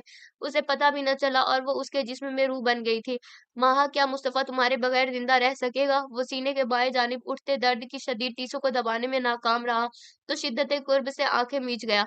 रात का न जाने कौन-सा पहर था, उसे अपने माथे पे किसी का लम्स महसूस हुआ। वो हड़बड़ा कर जागी। आप वो उठकर बैठ गई। तुम भी चली जाओगी माँ? अंधेरे में उसके दर्द भरी आवाज़ उभरी थी। जाना तो है, किस बात की सज़ा दे रही हो मुझे? वो तड़प ही तो गया था। उसके पास बैठकर उसका हाथ पकड़ लिया। आपने किस बात की सज़ा दी मुझे? वो हाथ छुड़ाकर वहाँ से उठी और बेड पे आ टिकी। धोखा क्यों दिया? उसके लहजे में नरमी का शाइबा तक ना था। मैंने तुम्हें धोखा नहीं दिया। तुम पूछती तो मैं बता देता। जिस बात का मुझे इल्म नहीं था, वो बात मैं कैसे पूछती? वो लाजवाब सा हो गया। माँ, जानती हो अगर तुमने मुझे छोड़ा तो मैं मर जाऊँगा और अगर ना छोड़ा तो मैं मर जाऊँगी। उसने बहुत बेदर्दी से अनदेखा खंजर उसके सीने में दे मारा था। माँ, मेरा अंदर पहले ही मरा हुआ है, वो तड़प कर बोला था। तो मेरा अंदर कौन-सा ज़िंदा है? माँ, प्लीज़, उसने हाथ उठाकर उसे कुछ और कहने से बाज़ रखा। मैं नहीं चाहती जो घर मैंने कल छोड़ना है, वो आज ही छोड़ दूँ। उसके इतने तेज़ लहज़े पे वो आगे कुछ और बोल ही ना सका। नाइट बल्ब की मद्धम रोशनी में कुछ देर उसका चेहरा देखता रहा और फिर अपने बालों में उँगलियाँ फँसाकर वहाँ से निकल गया। उसका ख़्याल रखना, उसने छोड़ दिया था। ना वो उससे खाने का पूछती थी और ना खाने का कहती थी। वो कब आता है, कब जाता है, उसने ये जानना तर्क कर दिया था।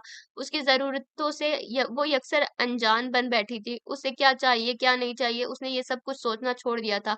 रात जब वो घर आता, वो उसे सोती हुई मिलती। सुबह तब तक सोई रहती, जब तक वो ऑफ़िस ना चला जाता। वो भूखा ही ऑफ़िस चला जाता। अम्मा-पापा फ़ोन करते तो वो सब ठीक है कह देती। कब तक सज़ा देती रहोगी मुझे? उसने उसका हाथ झटक दिया। आज नहीं माँ, आज नहीं, बहुत सह ली दूरी तुम्हारी। अब नहीं, मुझसे बर्दाश्त हो रहा। वो उसके गिर्द अपनी गिरफ्त मज़बूत करते हुए बोला, प्लीज़, वो चीख पड़ी थी। मुझे आप जैसे धोखेबाज से कोई ताल्लुक नहीं रखना है। मुझे मज़ीद धोखा मत दें। वो अपना आप छुड़ाकर फिर से सोफ़े पे जा बैठी थी। उसकी आँखों से टपकने वाला हर आँसू उसे एहसास निदामत में मुब्तला कर रहा था, लेकिन वो क्या कर सकता था? झूठ वो नहीं बोल सकता था और सच बोलकर उसे नाराज़ कर दिया था। मुझे आज़ादी चाहिए। वो टीवी पर नज़रें जमाए बैठा था जब वो उसके करीब आ खड़ी हुई थी। उसके हाथ में पकड़े कप से चाय छलकी थी। वो बेतासुर नज़रों से उसे देखने लगा। क्यों? उसका लहज़ा ही नहीं, अंदाज़ भी ठंडा-ठार था। आज़ाद होने के लिए वजह ज़रूरी है? उसकी आँखों में आँखें डालकर पूछा था। हाँ। वो भी कप टेबल पर रखकर उसके मुकाबिल खड़ा हो गया। वजह आप जानते हैं, मैं नहीं जानता। मुस्तफ़ा ने उसके कंधों पे दोनों तरफ हाथ रखकर ज़रा-सा दबाव डाला। नहीं जानते तो रहने दें, मुझे तलाक दें। वो पीछे हटना चाहती थी लेकिन उसकी कोशिश में नाकाम रही। उसके हाथ कंधों से हटा न सकी। मैंने तुमसे कहा था वहाँ जब मुझे छोड़ के जाने लगो तो मुझे जाने की वजह बताकर जाना और अब भी यही कह रहा हूँ। मुझे तलाक लेने की असल वजह बताओ। वजह क्या होगी? क्या आप इस वजह से नावाकिफ़ हैं? अभी 2 माह पहले ही तो आपने अपनी शादी का एतराफ़ किया था। अब की बार उसने झटके से उसके हाथ अपने कंधों से हटाए। तो क्या मर्द 2 शादियाँ नहीं कर सकता? वो भी धीमी आवाज़ में जैसे दहाड़ा। कर सकता है, क्यों नहीं कर सकता? लेकिन इस तरह धोखाधड़ी से नहीं, इस तरह फ्रॉड करके नहीं, जिस तरह आपने मेरे साथ धोखा किया है। मुझे अंधेरे में रखा है। महा तुम ऐसी तो ना थी, कितनी बेबसी थी उसके लहजे में, कितनी लाचारी, लेकिन वो महसूस ही ना कर सकी। आपने बना दिया है ऐसा मुझे। धोखा देकर क्या मिला आपको? मेरी ज़िंदगी ही खराब हुई ना? वो मेरी पहली बीवी थी, मेरे साथ चंद घंटे रही। झूठ मत बोलें, आप जैसा मुनाफ़िक हज़ारों देखे हैं मैंने। इस तरह बेबुनियाद इल्ज़ाम मत लगाओ। बहुत बेबसी से उसके होठों से फिसला था, लेकिन वो अपने जोश में उसका धुआँ-धुआँ चेहरा देख ही ना सकी। ये इल्ज़ाम नहीं सच है, जो कल भी आपके सामने था और आज भी है। ये और बात हमेशा आपने इस सच को झुठलाया है। महा तुम गलत कह रही हो, बिना सोचे-समझे मुझ पर पत्थर मत गिराओ। मैं पहले ही लहूलुहान हूँ, मज़ीद ज़ख्मी मत करो मुझे। पहले दूसरों के हर वार पे सँभल गया था, लेकिन अब ना सँभल पाऊँगा। मैंने अभी तो ज़िंदगी जीना सीखी है, अभी तो मुझे ज़िंदगी गुज़ारने का ढंग आया है और महा मुझे अभी से ही इस ज़िंदगी से दूर करना चाह रही हो। इतना ज़ुल्म मत करो, मैं तुम्हारे लगाए गए ज़ख्मों को सह ना पाऊँगा। ज़ुल्म मैं नहीं, आप मुझ पे कर रहे हैं। मुझे कदम-कदम पर ज़ख्मी आप कर रहे हैं। बहरहाल जो भी है, मुझे हर हाल में आपसे तलाक चाहिए। मैं तुम्हें तलाक नहीं दूँगा महा। क्यों? क्यों नहीं देंगे आप तलाक? मैं अदालत का दरवाज़ा भी खटखटा सकती हूँ। मेरी मजबूरी समझने की कोशिश करो। तुम क्यों नहीं मेरी मजबूरी समझ रही? क्या मजबूरी है आपकी? मोहब्बत करने लगा हूँ मैं तुमसे, शदीद मोहब्बत। जिस तरह पहले माहिन से की थी, उसने बहुत चुभता हुआ तंज़ किया। हाँ, लेकिन उससे भी ज़्यादा, बहुत ज़्यादा, बहुत खूब। महा, तुम माहिन के मसले को लेकर इस कदर बड़ा मसला क्यों बना रही हो? सिर्फ़ माहिन के मसले को नहीं मुस्तफ़ा, और भी बहुत से मसाइल हैं, और भी बहुत सी बातें हैं जो मुझे आज़ाद होने पे मजबूर कर रही हैं। तुम मुझे माफ़ नहीं कर सकती? आप मुआफ़ी का कह रहे हैं मुस्तफ़ा? इतने बड़े धोखे के बाद भी मुआफ़ी की गुंजाइश बचती है? तुम्हारा दिल तो बहुत वसी है। हाँ, है मेरा दिल वसी, मैं माफ़ कर सकती हूँ आपको। आपने एक घर की खातिर, सिर्फ़ एक घर की खातिर अपनी माँ-बहनों को घर से निकाल दिया। मैं इसके बारे में आपसे नहीं पूछूँगी। आपने दोबारा उनसे कोई रिश्ता क्यों ना जोड़ा? ये भी नहीं पूछूँगी। आपने माहिन से कितनी मोहब्बत की और इससे क्यों और कब शादी की? फिर इससे मुझे कोई गर्ज़ नहीं, लेकिन मैं ये ज़रूर आपसे पूछूँगी, आपके और कितनी औरतों के साथ ताल्लुक थे? और आप इतने बेगैरत और बेज़मीर क्यों हो गए थे कि आपने अपनी भाभी, थप्पड़ उसके रुख़सार पे पड़ा, वो सोफ़े पे गिरी, वो धप-धप करता वहाँ से निकल गया।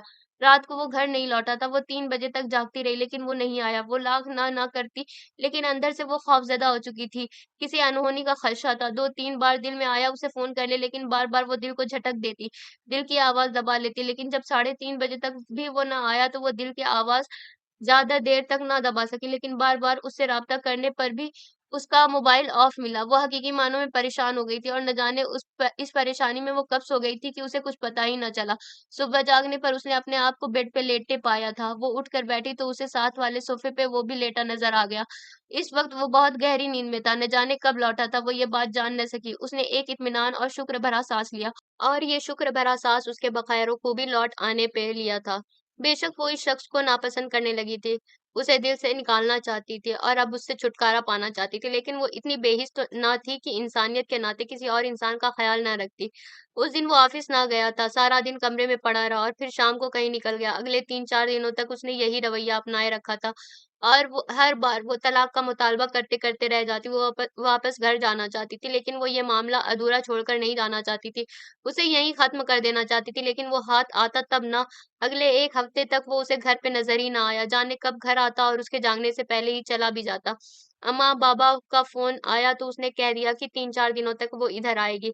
मौसम भी आज कुछ ख़राब था, बाहर बारिश शुरू हो चुकी थी। वो बेचैन सी होकर खिड़की खोलकर बाहर देखने लगी। मान लो माँ, उसकी जुदाई तुमसे बर्दाश्त ना हो रही है, मर जाओगी उसके बगैर। वो अंदर की आवाज़ पर घबरा गई थी। बेचैनी से खिड़की बंद करके वापस बेड पर आ बैठी। 3 माह से अपने साथ जो आँख मिचोली खेल रही हो, क्या इससे अभी तक तुमने कुछ हासिल नहीं किया? सारा दिन जो घर में बौलाई-बौलाई फिरती हो, बार-बार उसकी तस्वीर के सामने जा खड़ी होती हो, उससे उसकी शिकायतें करती, क्या अभी तक तुम खुद को समझ नहीं सकी? वो इज़्तिरारी है हालत में निचला होंठ काटने लगी थी।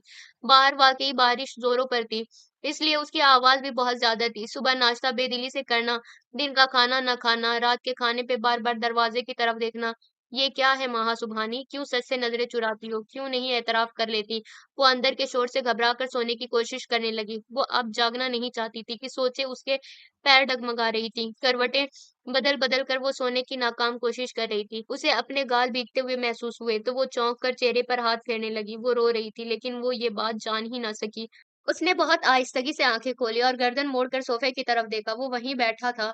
उँगलियों में उसके जला हुआ सिगरेट दबा था। वो सोफ़े की बैक से सर टेके आँखें मूंदे हुए था। वक़्तन-फ़वक़्तन वो सिगरेट के कश लगा रहा था। उसने इतने दिनों बाद उसे आज देखा तो दिल को कुछ होने लगा। उसकी शेव बढ़ी हुई थी, चेहरा सूता हुआ था, कुशादा माथे पे उलझे-बिखरे बाल पड़े थे, आँखों के गर्द पड़े स्याह हल्के इस वक़्त भी नुमायाँ लग रहे थे। इस वक़्त वो बहुत कमज़ोर लग रहा था। माहा उसके इस हुलिये पे तड़प कर रह गई। वो इस तरह क्यों हो गया है? उसने अपने दिल से पूछा। मोहब्बत करने लगा हूँ मैं तुमसे, शदीद मोहब्बत। उसकी आवाज़ उसकी समाअतों से टकराई थी। क्या वाक़ई? अपने चेहरे पे उसकी नज़रें महसूस करके यकदम उसने आँखें खोल दी, तो उसने गड़बड़ाकर अपने चेहरे का रुख मोड़ लिया। माहा, मुझे माफ़ कर दो। वो झटके से उठ बैठी थी। उसकी आवाज़ पे नहीं बल्कि उसने उसके पैर पकड़ लिए थे। ये क्या कर रहे हैं आप? उसने झटके से अपने पैर वापस खींचे। मुझे माफ़ कर दो माहा। इस तरह नाराज़ होके मत जाओ, मैं नहीं रह सकता तुम्हारे बगैर। बहुत चाहा तुमसे जुदा होकर ज़िंदा रह लूँ, लेकिन नहीं माँ, नहीं रह सकता मैं तुम्हारे बगैर। वो बाकायदा उसके सामने हाथ जोड़े हुए था। उसने तड़प कर उसके हाथ खोलने चाहे। मुझे लगता है माहा, मुस्तफ़ा तुम्हारे बगैर कुछ नहीं। उसकी ज़िंदगी सांसें तुमसे मशरूत है। मुस्तफ़ा तुम्हारे बगैर रह नहीं सकता तो जिएगा कैसे? इस पे तरस खाओ माहा, इस पे कुछ रहम करो। बेचारगी से उसकी सुर्ख़ आँखों में पानी आ गया था। मुस्तफ़ा प्लीज़, ये क्या कर रहे हैं आप? खोलें हाथ। मुझे माफ़ कर दो, मुझसे इस तरह नाराज़ मत रहो। तुम्हें जो कुछ भी बताया गया है वो गलत है, सब कुछ झूठ है वहाँ। तुम्हें मुझसे मुतनफ़्फ़िर करने के लिए ये सब कुछ बताया गया है, लेकिन तुम तो मेरी हो ना? तुम्हें मुझ पे यकीन है, मुझ पे एतमाद है, फिर क्यों इन बातों में आ गई? महा, मैं तुम्हें सब कुछ बताना चाहता हूँ।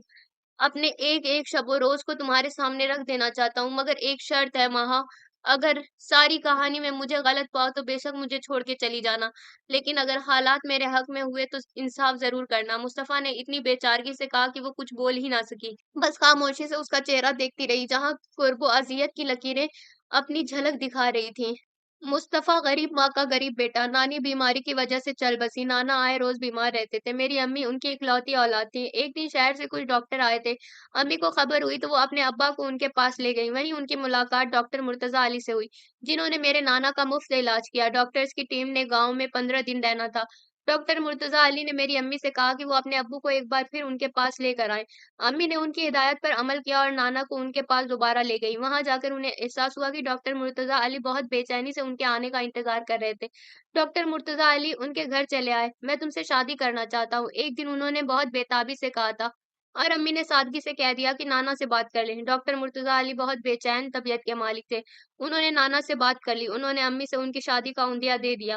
वो शायद इसी इंतज़ार में ज़िंदगी के दिन गिन रहे थे। 3 दिन बाद वो अपने हकीकी मालिक से जा मिले।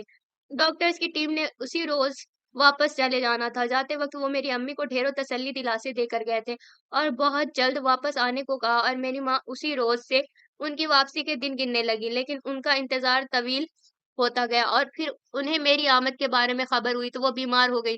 डॉक्टर मुर्तज़ा अली को उनकी याद वापस खींच लाई। उन्हें इस कद्र बीमार देखा तो शहर ले जाने की तैयारी करने लगे और जब शहर लाए तब अम्मी को खबर हुई कि उन्होंने उनसे दूसरी शादी की थी। उनकी पहली बीवी सितारा बेगम थी, जिन्होंने मेरी माँ को कबूल करने से साफ इनकार कर दिया। तब उनकी एक बड़ी बेटी और एक बेटा था।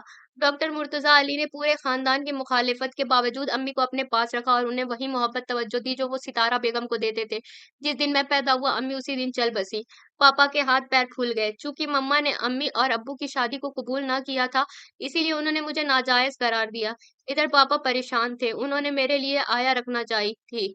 लेकिन मम्मा की छोटी बहन जो अपने वालिदैन की वफ़ात के बाद अपनी बड़ी बहन सितारा बेगम के पास रह रही थी, उन्होंने पापा को आया रखने ना दी।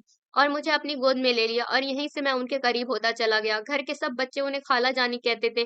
मैं भी उन्हें खाला जानी ही कहने लगा। वो बहुत अच्छी थीं, दूसरों का बहुत ख़्याल रखती थीं, हर एक से मोहब्बत करती थीं। उनकी मोहब्बत देखकर मैं भी उनसे मोहब्बत करने लगा। मम्मा का मेरे साथ वही सौतेला रवैया था। उन्होंने मेरे साथ वही ज़ुल्म किया जो सौतेली माँ रवा रखती है। मेरे दूसरे बहन-भाई भी अपनी माँ की देखा-देखी मुझे ज़लील करने लगे। जो भी था वो मेरे बहन-भाई थे। मुझे उनके साथ मिल-जुल कर रहना बहुत अच्छा लगता था। सबसे बड़ी बहन मोमिना थी।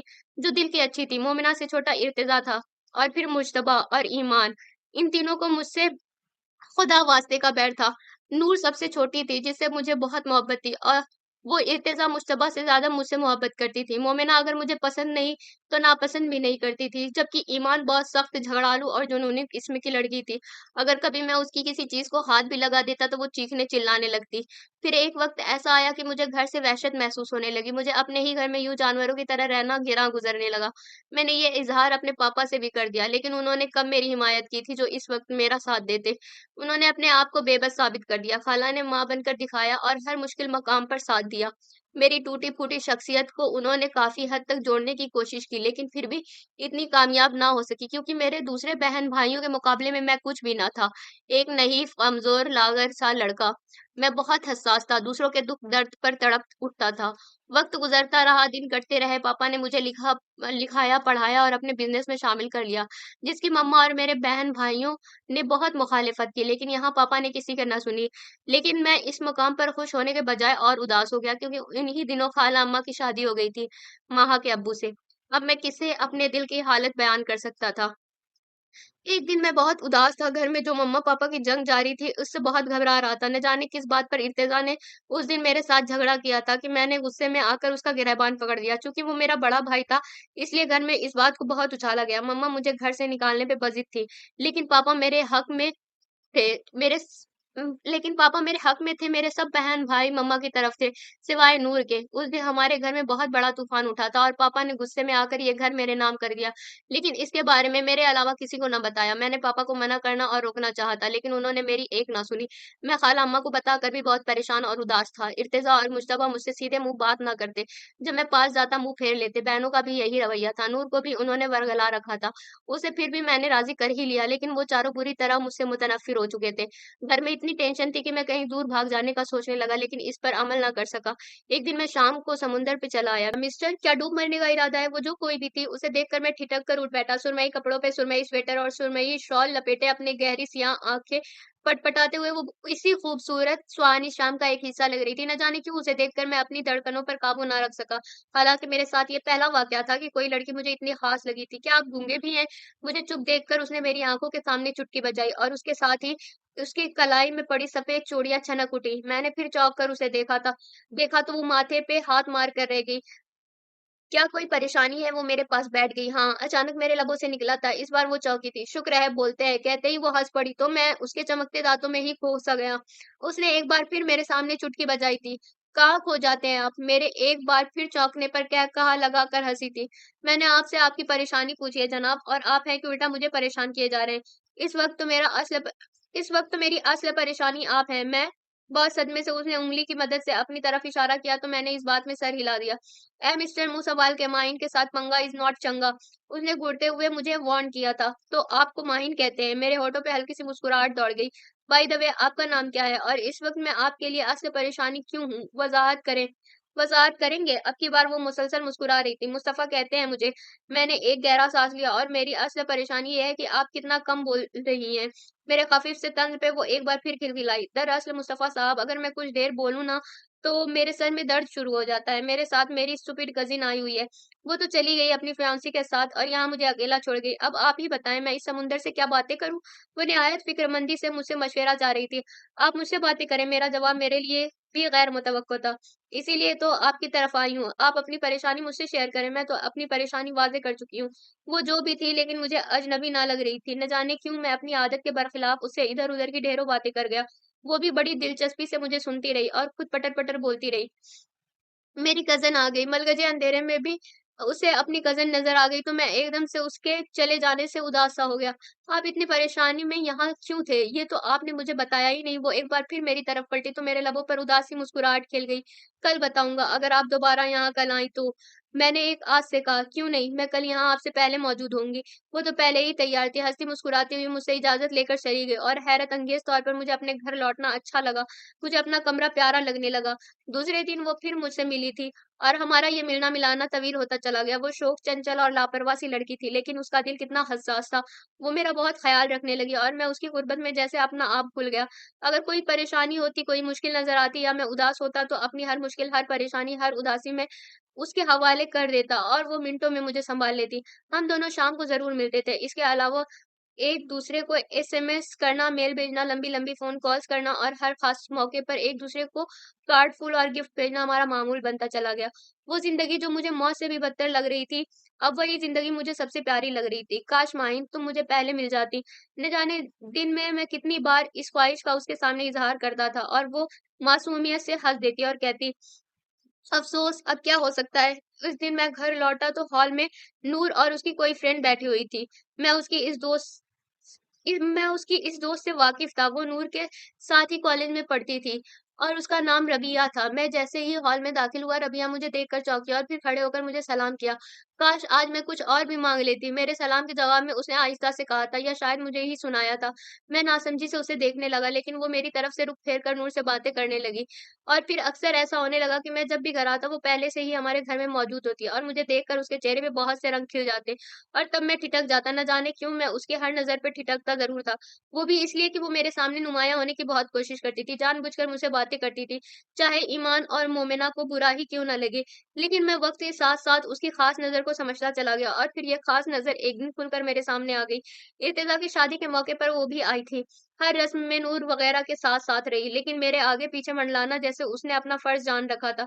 मैं झुँझा कर वहाँ से हट गया, जहाँ वो मेरे गिर्द चक्कर पे चक्कर लगा रही थी और फिर मुझे वहाँ से हटना पड़ा, जहाँ-जहाँ वो पाई जाती। मुस्तफ़ा, आप बहुत ज़्यादती कर रहे हैं मेरे साथ। वलीमे वाले रोज़ वो मेरे करीब आकर शिकवा आमेज़ लहज़े में बोली थी। मैं वहाँ से भी हटना चाहता था, लेकिन उसने कमाल जुर्रत से मेरा हाथ पकड़ लिया। जितनी जुर्रत का मुज़ाहिरा करके उसने मेरा हाथ पकड़ा था, अब उतनी ही जुर्रत से उसने अपनी ख़्वाहिश का इज़हार भी कर दिया।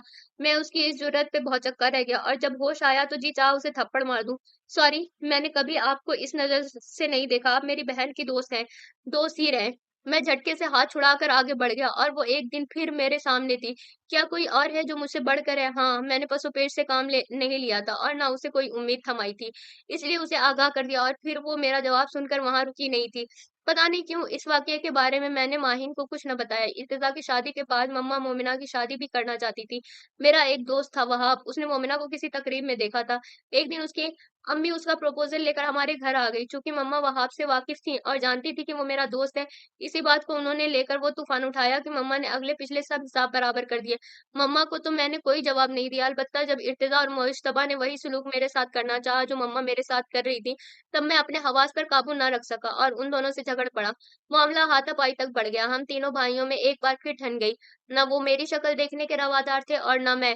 और ठीक 2 दिन बाद मोमिना ने मम्मा-पापा की इजाज़त के बगैर अपने किसी दोस्त से शादी कर ली और घर में सिर्फ़ फ़ोन पे इत्तला दी। मोमिना के इस फेल को भी घरवालों ने मेरे खाते में डाल दिया। अभी ये मसला इतना दबा न था कि घर में मुज्तबा ने अपनी शादी का शोशा छोड़ दिया।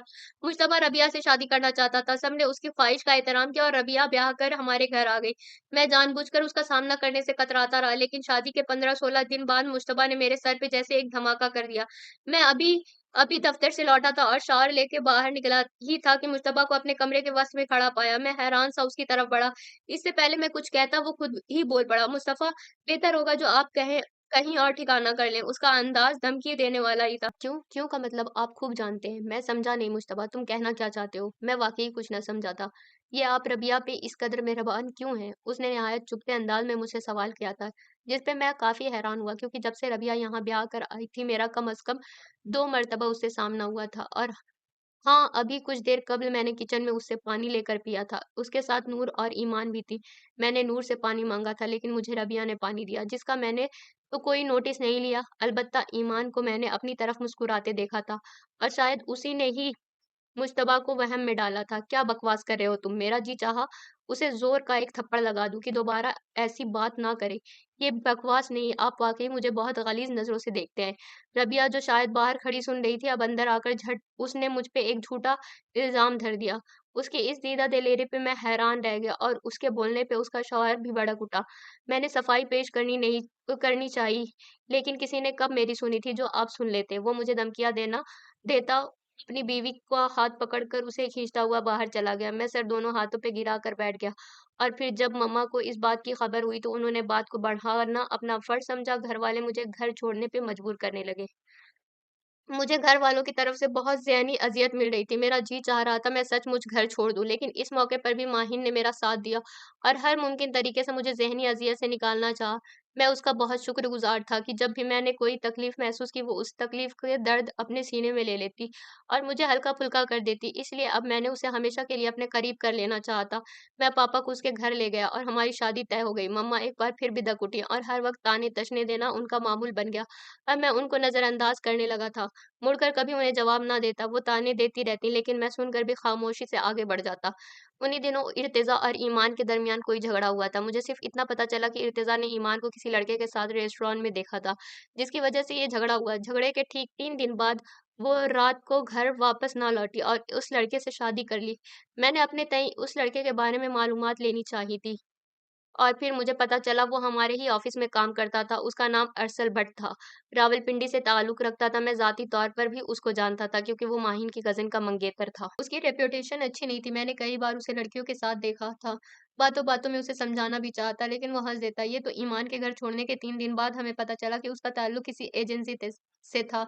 जब उसने 2 लड़कियों को शारजाह सप्लाई किया तो वो पुलिस के हत्थे चढ़ गया। चूँकि वो दोनों लड़कियाँ, जिनमें ईमान भी थी, शारजाह पहुँच चुकी थी और अरसल अभी यहीं था।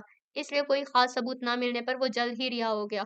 और उधर शारजाह में पहले ही दिन कई औरतों के साथ ईमान भी पकड़ी गई।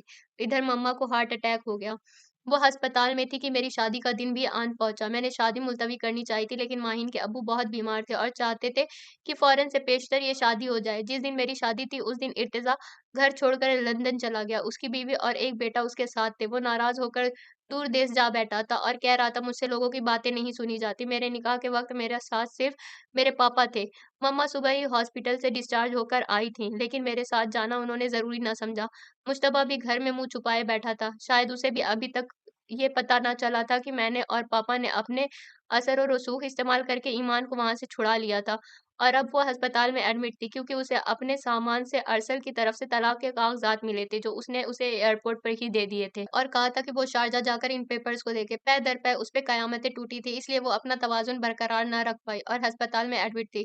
मैं जब माइन को लेकर घर आया तो हमारा घर सुनसान पड़ा था। घर में सिर्फ़ रबिया थी। उसने बताया कि मम्मा की तबीयत ठीक नहीं है। नूर और मुज्तबा उन्हें लेकर अस्पताल गए हैं। वजह पूछी तो उसने मुझे अजीब-सी नज़रों से देखा, जिस पे मैं ठिठक गया। मैं माहिन को अपने बेडरूम में छोड़कर उसके पीछे उसके कमरे में आया। क्या वजह है रबिया, आज मम्मा की तबीयत फिर?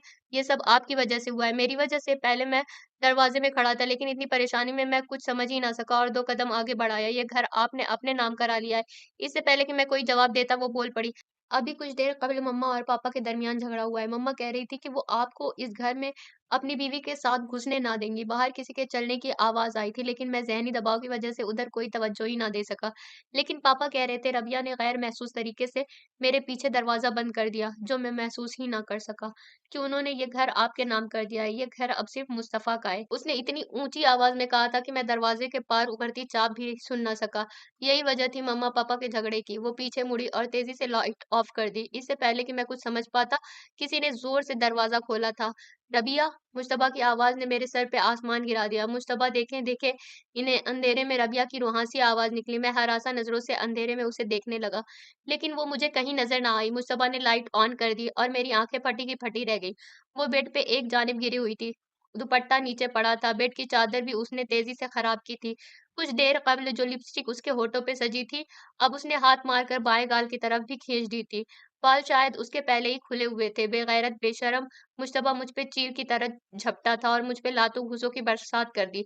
रबिया बराबर रो-रो कर उसे तैश दिला रही थी। बाहर से मम्मा और नूर भागी आईं और उसके पीछे मेरी शरीके हयात, पहले दिन की दुल्हन माहिन भी आई और अब दरवाज़े में खड़ी फटी-फटी आँखों से मुझे देख रही थी।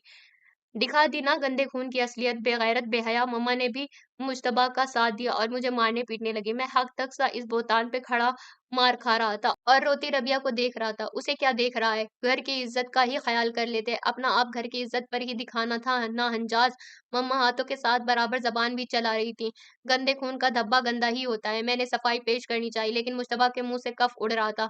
नूर, मैंने आखिरी आस पे सिर्फ़ नूर को देखा था क्योंकि वही मेरा यकीन कर सकती थी। तवक्को तो नहीं थी, लेकिन ये सच है, रगों में दौड़ता खून अपना आप ज़रूर दिखाता है। आज उसने मुझे गंदा खून कह दिया था, जिसे मैंने अपने हाथों से पाला था, जो मुझे सिर्फ़ अपना लगा था, जिसको मैंने अपनी सगी बहनों की तरह चाहा था और आज इस मकाम पे उसने मेरा यकीन ना किया तो मैं अंदर से ढह-सा गया। मैंने दरवाज़े से माहिन को रोते हुए हटते देखा। माहिन, न जाने कैसे मैंने खुद को उनके शिकंजे से छुड़ाया था और उसके पीछे भागा।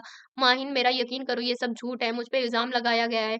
माहिन, यकीन करो, मुझे तलाक दो। मैं कसम खाने को तैयार हूँ माहिन, मुझ पे इल्ज़ाम लगाया गया है।